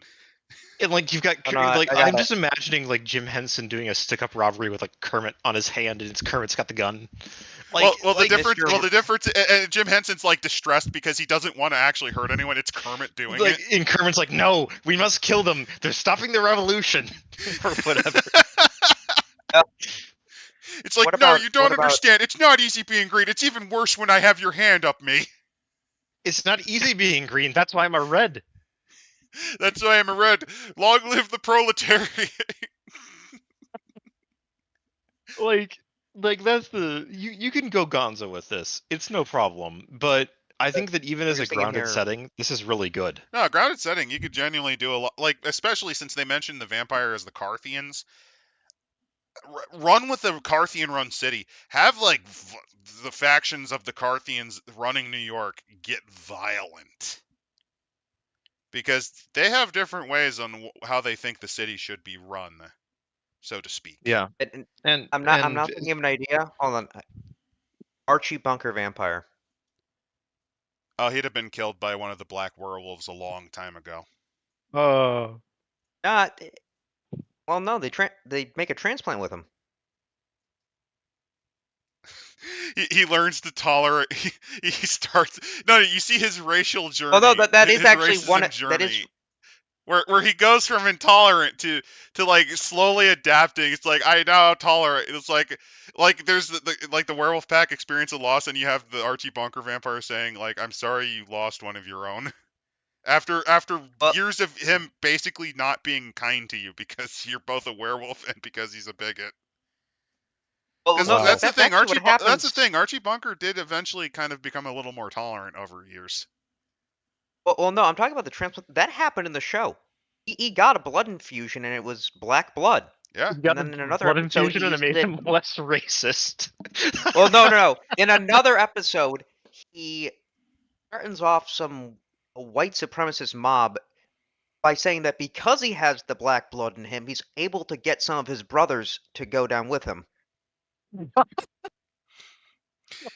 Archie's an interesting guy, and the thing is, the creator of that show wanted him to be unlikable, but because of how it was handled by the actor, and also just if you made him one-dimensional, that would make him completely unlikable. Yeah. People tried to make good entertainment in the 70s because, well, you had to if you wanted to stay on TV. How did we get from werewolves in New York to fucking Archie Bunker? Welcome to Lore Rambles. Because Archie Bunker is the time period, yeah. Yeah. All right. So I think we should probably wrap it up and call it. No. Before we do, I think it's around this time. I found out the paradox spirit. You have to fight Mork. For Mork and Mindy? You have to fight Mork. He has appeared. He has appeared as the impossible alien that will never be because we debunked life on Mars. Oh no. And he's teamed up. He's teamed up with the Kermit Muppet and Count Motherfucking Blackula to destroy the evil society of rich vampires organizing a conspiracy to overthrow the Carthian movement. All right. And it's led by a not Patrick Bateman. All right. Before we need to do the ultimate conspiracy thing, though. Where do the Jews factor in? The Jews they're in control of the Hare Krishna mages. They're doing the consensus war. They're consensus war with the Hare Krishna temple. Oh God. That's the thing of any conspiracy is if you want to make it immediately more believable, unbelievable, you just say, how do the Jews fit in? Because any well-developed conspiracy theory will probably at some point or another have put the Jews in there somehow. And that's generally how you know it's complete bullshit. I'm just now envisioning before we go. You know the stock ticker tapes? Yeah. The spirits of lost prophets. Oh no, it's the spirit of Wall Street bankers throwing themselves out of windows. Well, no. It's the spirit of number go down. And it's actually a bear made out of ticker tapes because bear market. That's fun. And no, I'm not imagining the drag show bears show up. Bears fighting the ticker tape bear? No. Yeah. I'm just envisioning that. That it's like you play their song and it's like some glorious, some glorious like 70s power rock. So one thing though, before we end it all, because this is the end of the Dark Era's book, we have just listening through all of the games. We had Grug Mage. Yep. We had Alexander Mage. Alexander the Great Mage, the Three Kingdoms of Darkness, which was Changelings and Sin Eaters. Sin Eaters. Sin Eaters tangentially was mostly focused around the Changelings, but that was fine. I mean, we mostly talked Wolf about and the Chinese Raven. history, but it's fine. Wolf and the Raven, which was Sin Eaters and Werewolves. Sin Eaters and Werewolves, specifically one fucking battle in the Viking Age. Yeah. After the Fall, which is the Constantinople demon. Istanbul Beneath demon. the Skin. That Beneath is the Skin, which was Skin the Changers. Mexica. The Skin Mexica people Changers. of yeah. Skin Changers and Demon was that one. Yep. Requiem for Regina, which Vampire was and Vampire. Changelings are stapled on, Fallen but Vampires Blossoms. is fine. That's Fallen Hunter. Blossoms was Hunter. Japan Hunter. Yeah. Yep. Edo period Hunter. Lily, Saber, and Thorn, which was French glorious Changeling. period. French glorious period of the Sun King under the Changelings. Doubting Souls. That Hunter is in the New World. Hunter during the witch hunts. Grim Dark Era. The changing of changelings due to the stories of the dark romantic and gothic period. Ruins of Empire. That was Mummy in Egypt, yeah. In Egypt, basically around King Tut's tomb. Handful of Dust. Promethean in the Dust Bowl. Great Depression. Yeah, Great Depression Promethean, which is a fantastic setting. Best setting in the book, arguably. Yeah. God's Own Country. Weird New ass Zealand Sin Eater, which was weird, but it wasn't bad. Into the Cold. That was Demon Cold War in Berlin. Cold War, which is fantastic. It's in Berlin specifically, so you got the creepiness of East Germany, Stasi. Then the Bowery Dogs, which we just covered. Which we just covered, yeah. So where would we rank it all? So number one for me, it's a little bit hard, but only just a little bit because Bowery Dogs just won. For you, Bowery Dogs just won. Is that more recency bias, though? Possibly. It could be recency bias. So let's be fair. I'm going to be fair and factoring in all of them. Clearly the winner, and by winner I mean not the winner at fucking all, is Wolf and Raven. Go fuck yourself with a rusty tent pole. In reality, I'd probably give it to either a Handful of Dust or Into the Cold. I hate to say it. My first favorite of this is After the Fall. No, that's not hate to say that. That's also easily within the top 5 because that's the thing. It's been harder to pick a top 3 because a lot of them are good. Yeah, I think that After the Fall is a very interesting setting period, and it's because a very interesting demon concept. It's the rebuilding of a city. Like I'd also put like Beneath the Skin near here, but it's like I think that this is but it's a lot more fragile. I think it's more uneven in terms of quality. Yeah, like they're both there's some fantastic things in Beneath the Skin. There's other things where you're like they have to explain a lot about the culture of the people, and that takes up page space. Yeah. I'm gonna go with oh fuck, this is hard. Probably After the Fall. Let's not rank them. I guess worst. Like, what's your top? Your favorite, basically. I liked Handful of Dust. I liked After the Fall. If I recall, because that's been what years. I think actually was it not Grim Doubting Souls might actually be interesting just because of the puritanical. I'm gonna go with my top 3. They're not ranked. It's taking a lot of thought though. My top 3. No, I can't really quite give it to Handful of Dust. I liked it a lot, but that's because that's my Prometheus bias. That's my Promethean bias. It's still a really damn good setting. That's like my number 2. It's up there. But the problem is, I really liked Into the Cold. There's a lot you can do with it. Into the Cold is really fun. Oh god, I can't really. I'm gonna save that for the third one. After that, I'd probably either go with. I gotta pick one, yeah. Shit. I'm gonna go with Doubting Souls, just because. To give you an idea, Doubting Souls, you can easily replace this with Fallen Blossoms. They're both really good. But Doubting Souls slightly edges out because of the fact that it deals with the hunters dealing with the paranoia of the mortal world. It is, you're trying to do Yeah. your duty, but it's kind of being corrupted just due to the actions of the masses. And you might have to occasionally remove people that really are innocent just to keep yourself going. It You know, is actually, I'm dark. gonna. It is in the woods. It is out there. To give you an idea, Fallen Blossoms is like really close, but because of that, I'm not picking it for 3 because from there, I think I said Into the Cold and then Doubting Souls. I really So want your favorite. So your favorite was which one again? The probably Into the Cold. Into the Cold. Doubting Souls is your number 2, and then what's number 3? Number 3, this is also hard because I have to say more than enough that I really fucking liked After the Fall. Yeah, like But after Fall, a Handful of Dust. I can't blame you on that. Handful of Dust is my number 2. Uh, My number 3 is actually Shattered World, the Sundered World, because I think that is just a very good setting. I'd say it's the hardest to roleplay. That's why I can't quite rate It's the it as hardest to high. roleplay, but I really like it. I really do like it. There's just something appealing about being able to go like, all right, you're encountering this huge animal and it looks like this and whatever that, and then you throw down a picture of like a ground sloth at people, like that sort of shit. Like that sounds fun to me.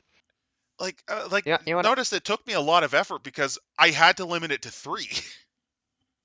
Yeah, Yep. it's hard. It's genuinely hard. Not my top Well, 3 actually, worst is a lot easier. yeah, I'm gonna switch. I guess one of mine. I don't know which, because honestly, I don't have a ranking for this, but I'm gonna go with.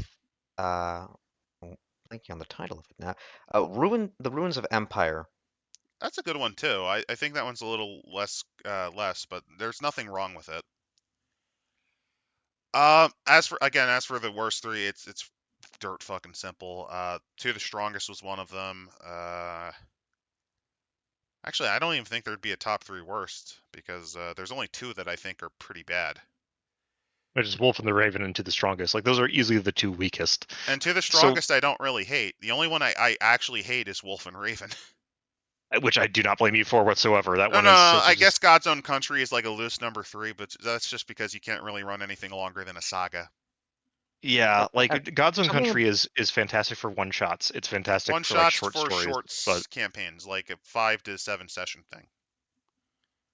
there's something about the Lily Saber and Thorn that I just don't get. yeah, I'd It's actually say that's Changeling, like Three one of my worst. Musketeers. It's one of the shoddier ones. I'd say that it's Probably have to actually actually read Three one of the Musketeers. weakest. It's the weakest, but I don't.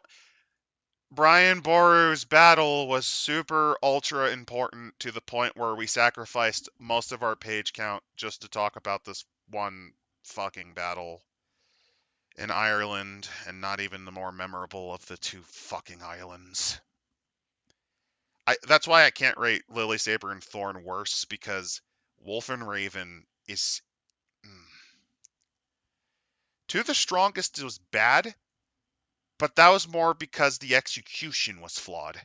Wolf and Raven was, you took this high quality, you took a modern sports car, like this luxury $100,000 plus sports car, or you built an ideal team. Like, let's say you're building an ideal football team. Let's bring it back to the beginning. You bring your ideal football team, and then you just decide to, after each practice, decimate your team by intentionally crippling them whenever they don't match your satisfaction. And then you wonder why the fuck your team is collapsing. Like, you take this excellent thing and then you fucking plant it into the ground.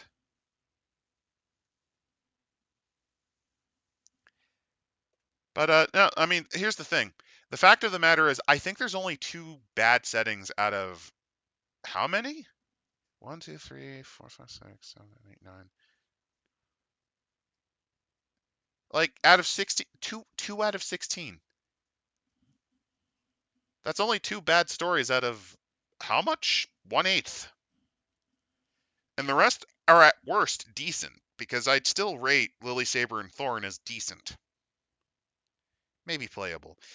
But as a whole, no, this is an amazing book. I do seriously recommend, if you are interested, if you've not, for some reason over the course of time, you have not gotten Dark Arrows, you can actually buy the booklets separately.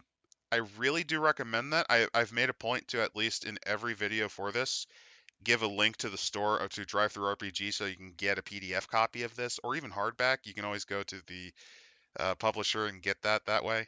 I really can't recommend enough Dark Arrows. Conversely, since someone brought it up, mainly you, Squirrel Killer, a book that we probably can recommend not getting is the Dark Age Companion, which will be the next of the sagas we cover on this, but not next week necessarily. Actually, probably next week, because it's fucking Spook Month. Hey, do you want to look at Dark Arrow's Companion next week? What's the first setting in that? Don't know. First setting in that, if I remember correctly, is Cleopatra in Egypt. I'd have to bring that book up really quickly. Companion is an interesting book because it was released. They had the problem of Beast just came out, Oh no. but they didn't have any settings specifically for Beasts until I think the later stages of development. And Which is why the one you they have chose, the Congo Free State. You do not have the Congo Free State. That was a fan one, and it was a good one. Oh, it's the Reconstruction period. It's I remember now. Reconstruction. Yes. Oh no! Yes, the first one in the Dark Arrows Companion is the Fall of Assyrion, which is Caesar in Egypt, and the aftermath of that. I'm sorry, whenever I think about Cleopatra and the end of the Ptolemaic dynasty, I get kind of sleepy. That's fair enough. It's a long topic. The next one, though, Forsaken by Rome. That could be fun. You know Germanicus's campaigns? Okay, yeah, that sounds much more interesting. It's that with werewolves and vampires on both sides. They have the Solace and the Dead, which is the Solace and the Dead, Black which is actually an interesting one. Black Death, which is vampires and Promethean Black Death. This is the one that updates the Morbus to second edition. Remember them from? Yeah, I mean, that's Requiem fair. for Rome. I would have instead gone for, like, you could have done a werewolf thing with, like, the courts, because of the whole rise of the plague. That definitely would cause a lot of spiritual issues. Yeah, they talk a little bit about that, I think. But the Princes of a Conquered Land is the next one, which is Mutapa and like the Portuguese colonization in Africa. That's actually cool. It's interesting because it talks more about how like mages can see the world very differently. Then there is 30 Years War Promethean. I can see it, but that seems kind of superfluous. Yeah, it's one of those ones where I'm like, it's a neat idea. I don't think they executed super well. I just think it's kind of a, let's take a random topic and fling it. Like, to give you an idea, you know what the equivalent of this would have been for me?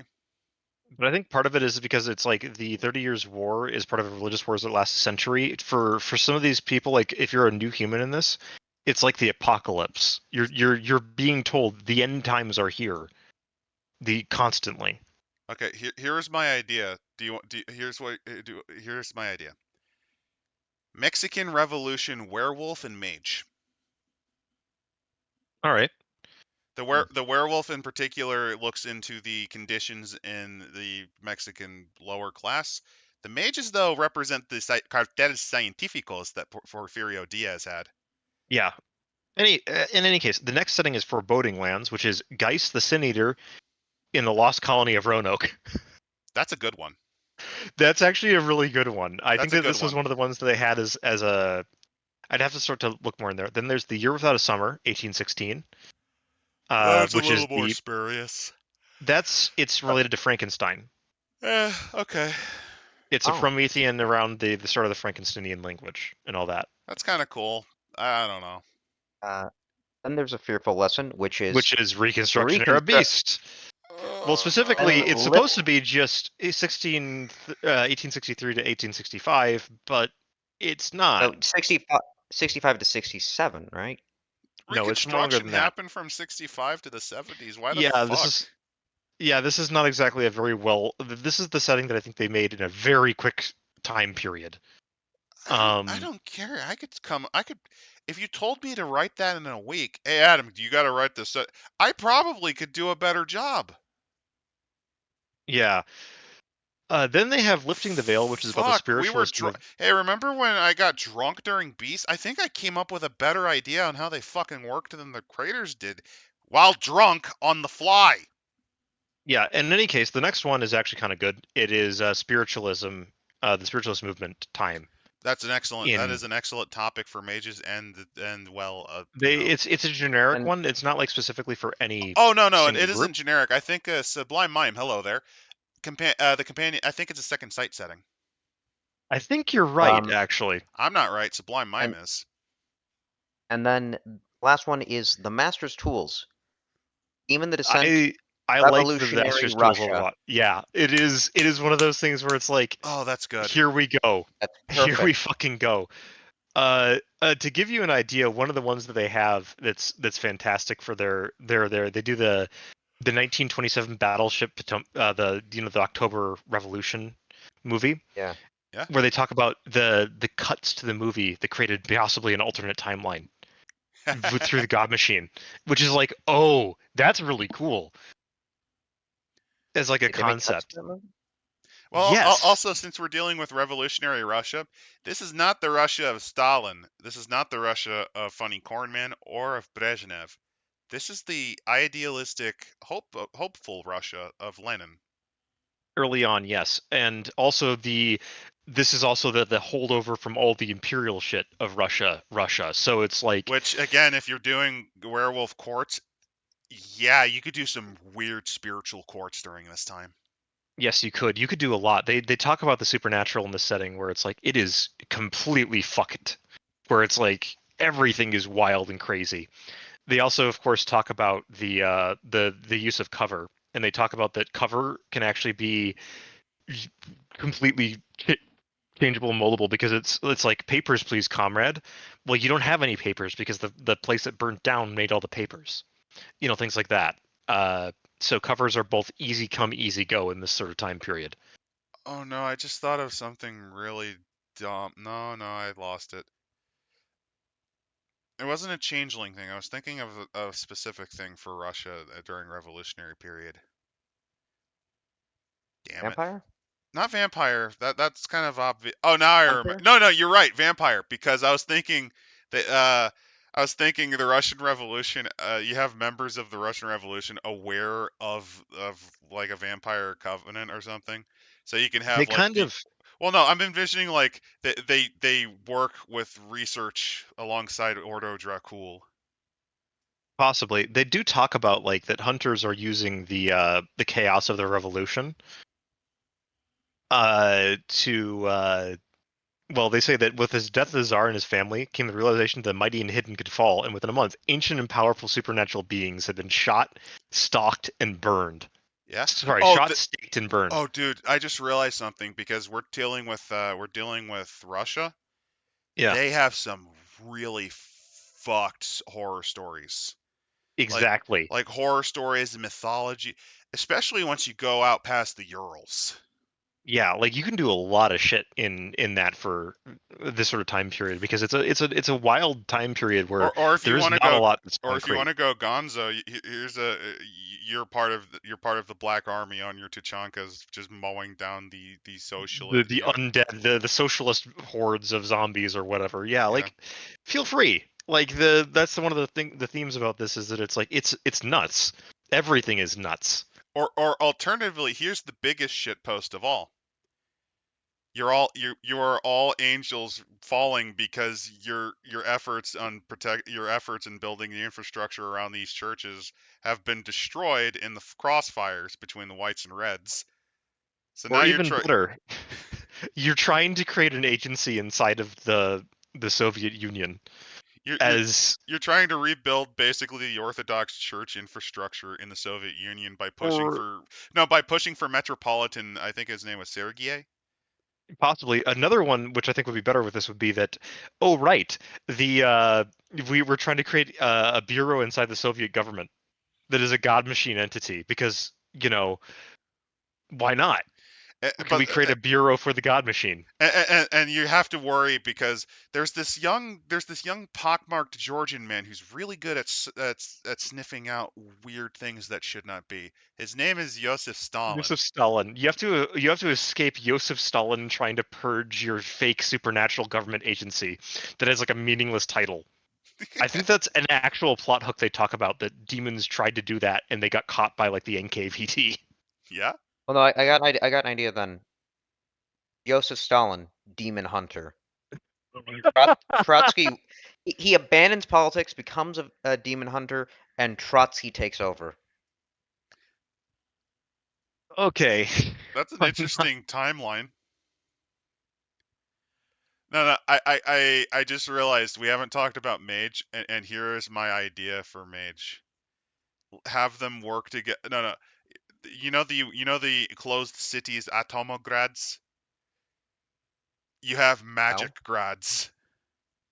They create like magical Magical closed city networks. experimental Dude. cities. Yeah, that could be fun. Yeah. Fun. That's just an overview of the companion. As I've noted, it's actually I think it's a we're talking about that one because revolutionary Russia is very fascinating.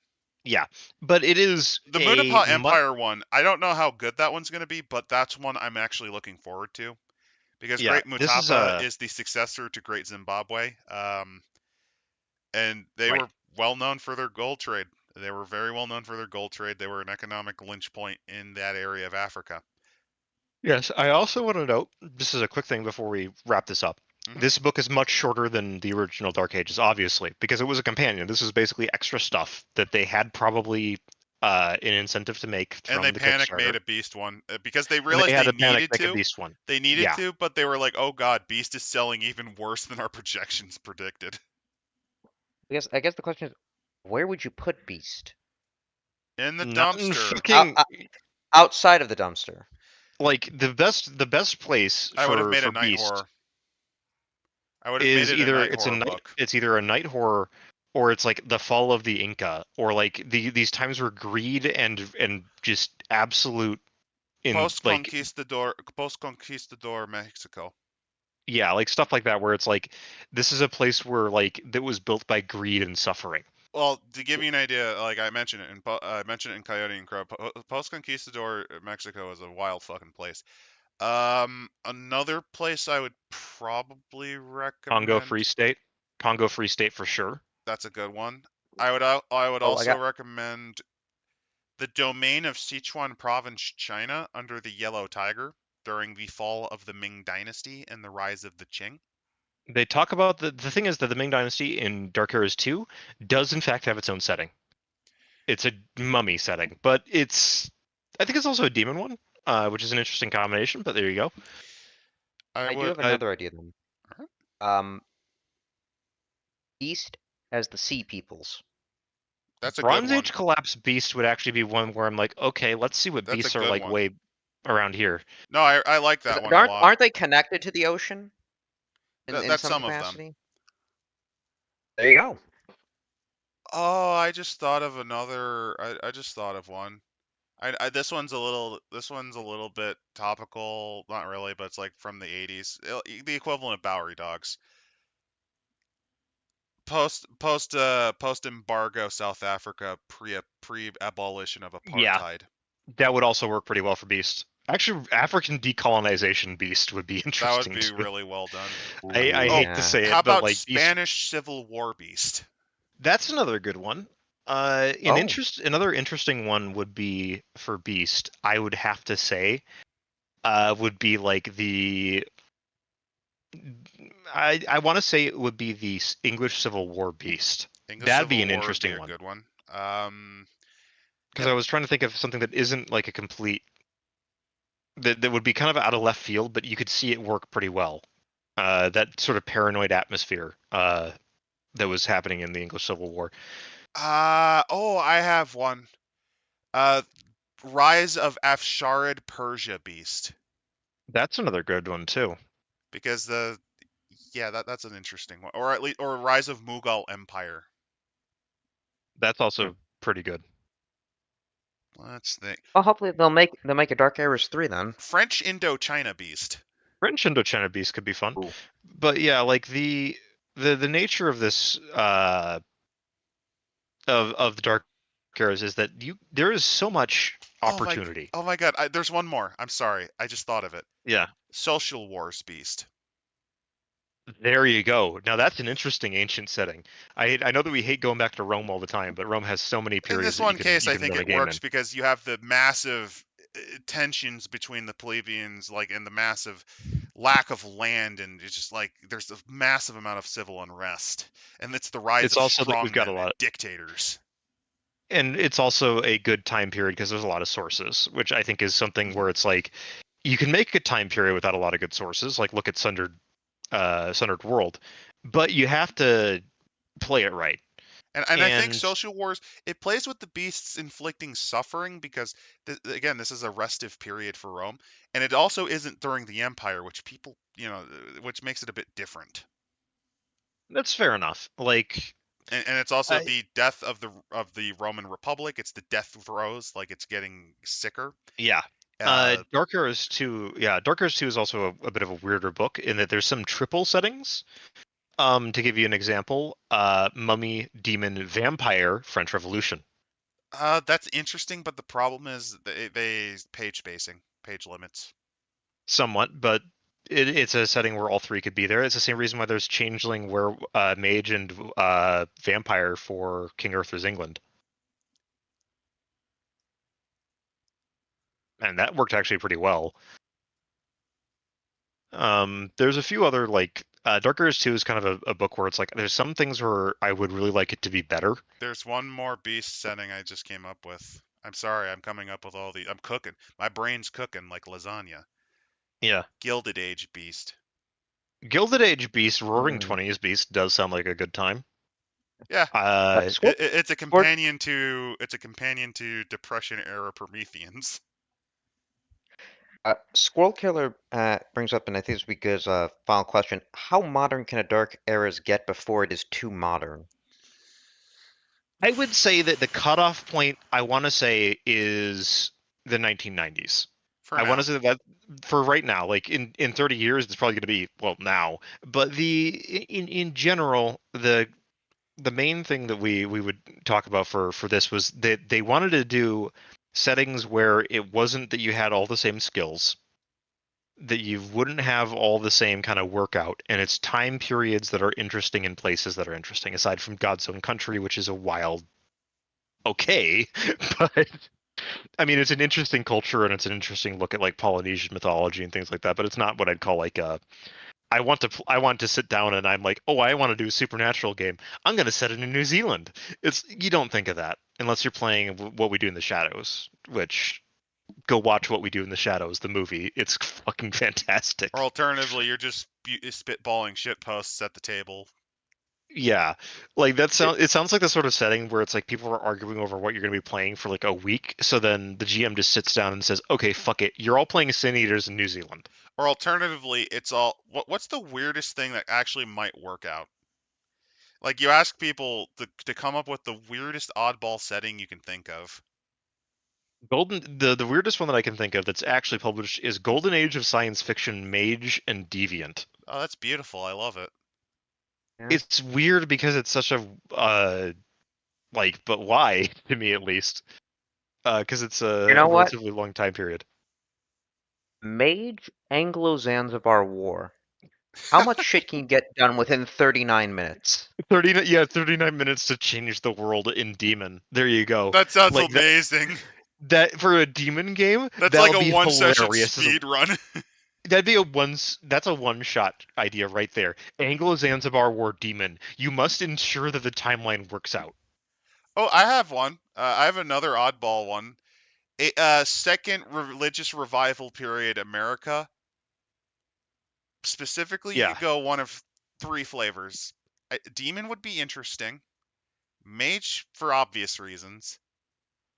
And Hunter. Oh. Okay. Throw that in with McCarthyism. Well, no, the 1850s. It's a religious revival period where things like Oh, the that one. Mormons, the Seventh-day Adventists, your Jehovah's Witnesses, like there was a big religious revival movement in the 1850s and the 1800s in America from the 30s to 60s. Yeah. Also, Jehovah's Witnesses hunters.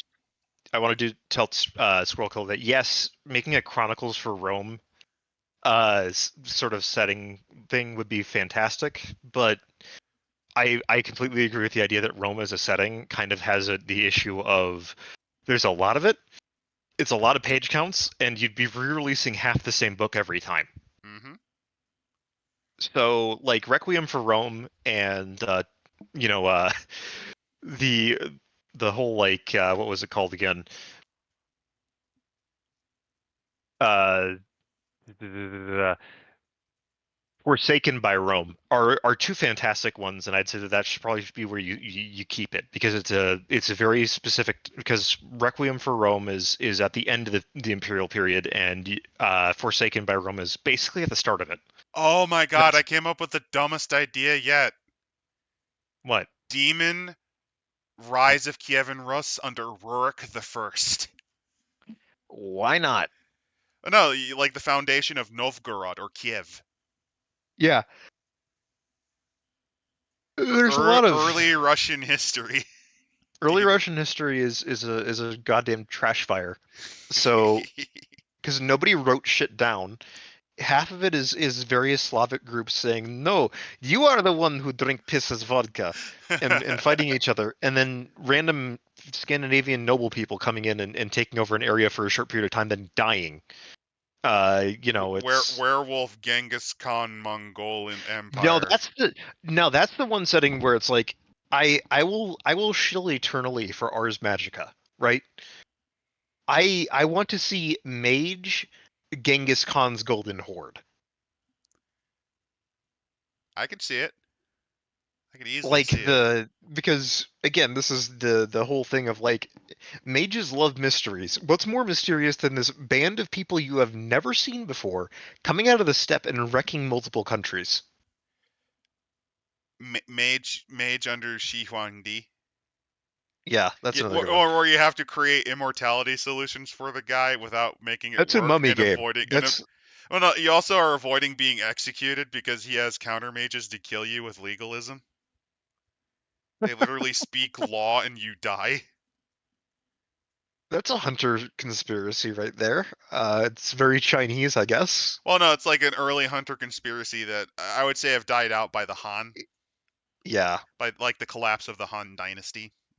But yeah, like as has been done and has been said, I don't know if they're going to make a Dark Eras 3. I think they've kind of tapped the well to a degree on the Dark Eras. People are a little bit like, well, we've got the ones we really wanted that were really interesting, and then we've got these that are like. I think you could get away because they covered a lot, but there's a few more that you could get away with. But you'd have to be careful, and I'd say it'd be smarter to release them via booklet rather than via like one big book. That's kind of the thing with this is that this was a project that definitely was we wanted to make a bunch of books in these settings, but we couldn't for obvious reasons. So we're gonna make little pamphlet, basically like 20-page splat books of information about the setting, and how many of them do you want in the book? Because I think their original goal was about half the size that they got out of this. Like this was not meant to be this long of a book, but they were like, oh, the Kickstarter keeps going and going and going. Wait, they actually okayed the New Zealand one? That was a joke. Yeah, like they voted for the New Zealand one? What? Like we have to now publish this. We're now contractually obligated. But we can't fit all of it into one book, so we had to split it into two, which and then became we made another one because there's which more. became Companion. And then there was, well, that Kickstarter went really well. Let's do another one for a similar thing and see what people are interested in. Also, because we've got Deviant on the horizon, so let's add Deviant stuff. Which I think is nice. The Deviant setting, other one is Renaissance Deviant, also with Mage. Not bad. They should probably stop touching Mage with it. They could have done a little bit extra with it. The problem with Mage is that Mage fits with almost everything. Yeah. It's like Hunter. It's like Hunter. It's like the peanut butter of World of Darkness. Here's my rebuttal. Deviant and Vampire, where you create a lineage of deviants, because an Ordo Dracul tried to figure out ways to use blood in ways that were considered unconventional. Well, it has to be post. When did Dracula die? Like the 1500s. So Wouldn't you be know. Renaissance, it'd be like the Age of Enlightenment, the birth of science. Actually, yes, the birth of scientific method. Deviant So and vampire. So like Roger Bacon is creating a fucking Promethean in his basement or Yeah, something like that. like that period where you start using the mechanisms to hypothesize, experiment, determine if it works, and if not, create a model that refutes what you previously made that didn't work. Right. Birth I of think we should probably scientific wrap it up. method. Yeah, I know. It's just Yeah. We like should probably wrap it up here. We're like 2.5 hours, and we spent the last like 30 minutes talking about random shit about about possible 45, game but settings. honestly, like in short, Bowery Dogs was a really good setting. I Yeah, really do recommend getting Dark Airs as a whole, except Wolf and Raven. But honestly, that's me. like 1 setting out of 10 that's shit. 16 actually. Well, 1 out of 16 being bad is pretty fucking good odds. Yeah, And I mean, a pretty it's fucking worth good it. job. Like we cannot recommend enough. If you're even if you are not like a huge fan of say White Wolf, still buy the book. Like the effort alone that was put into this, it deserves some sort of compensation.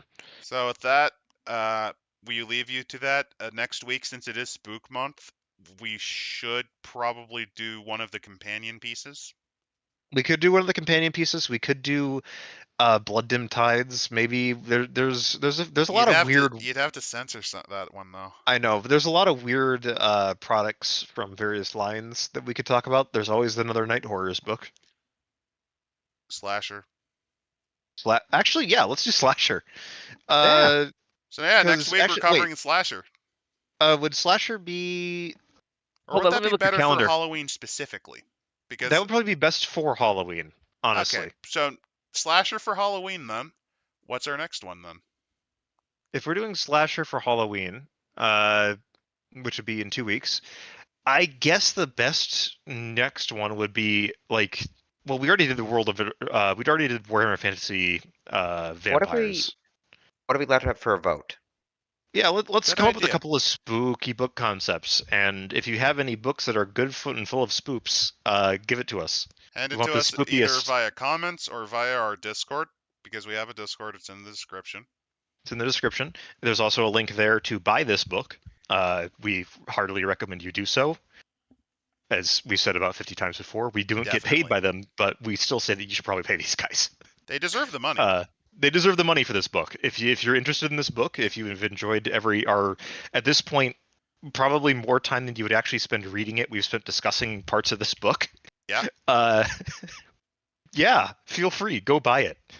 So yeah, next week is basically user contest, user vote, and then serial killers. Yay! Yay! We get to talk about the book that is technically a hunter book, but also is not. We get to talk about Sam Berkowitz's Tulpa. That's a different book, actually. They do have rules for tulpas. They're in a different book. Anyway, see That'll ya. be for next Halloween. Yeah. Good night.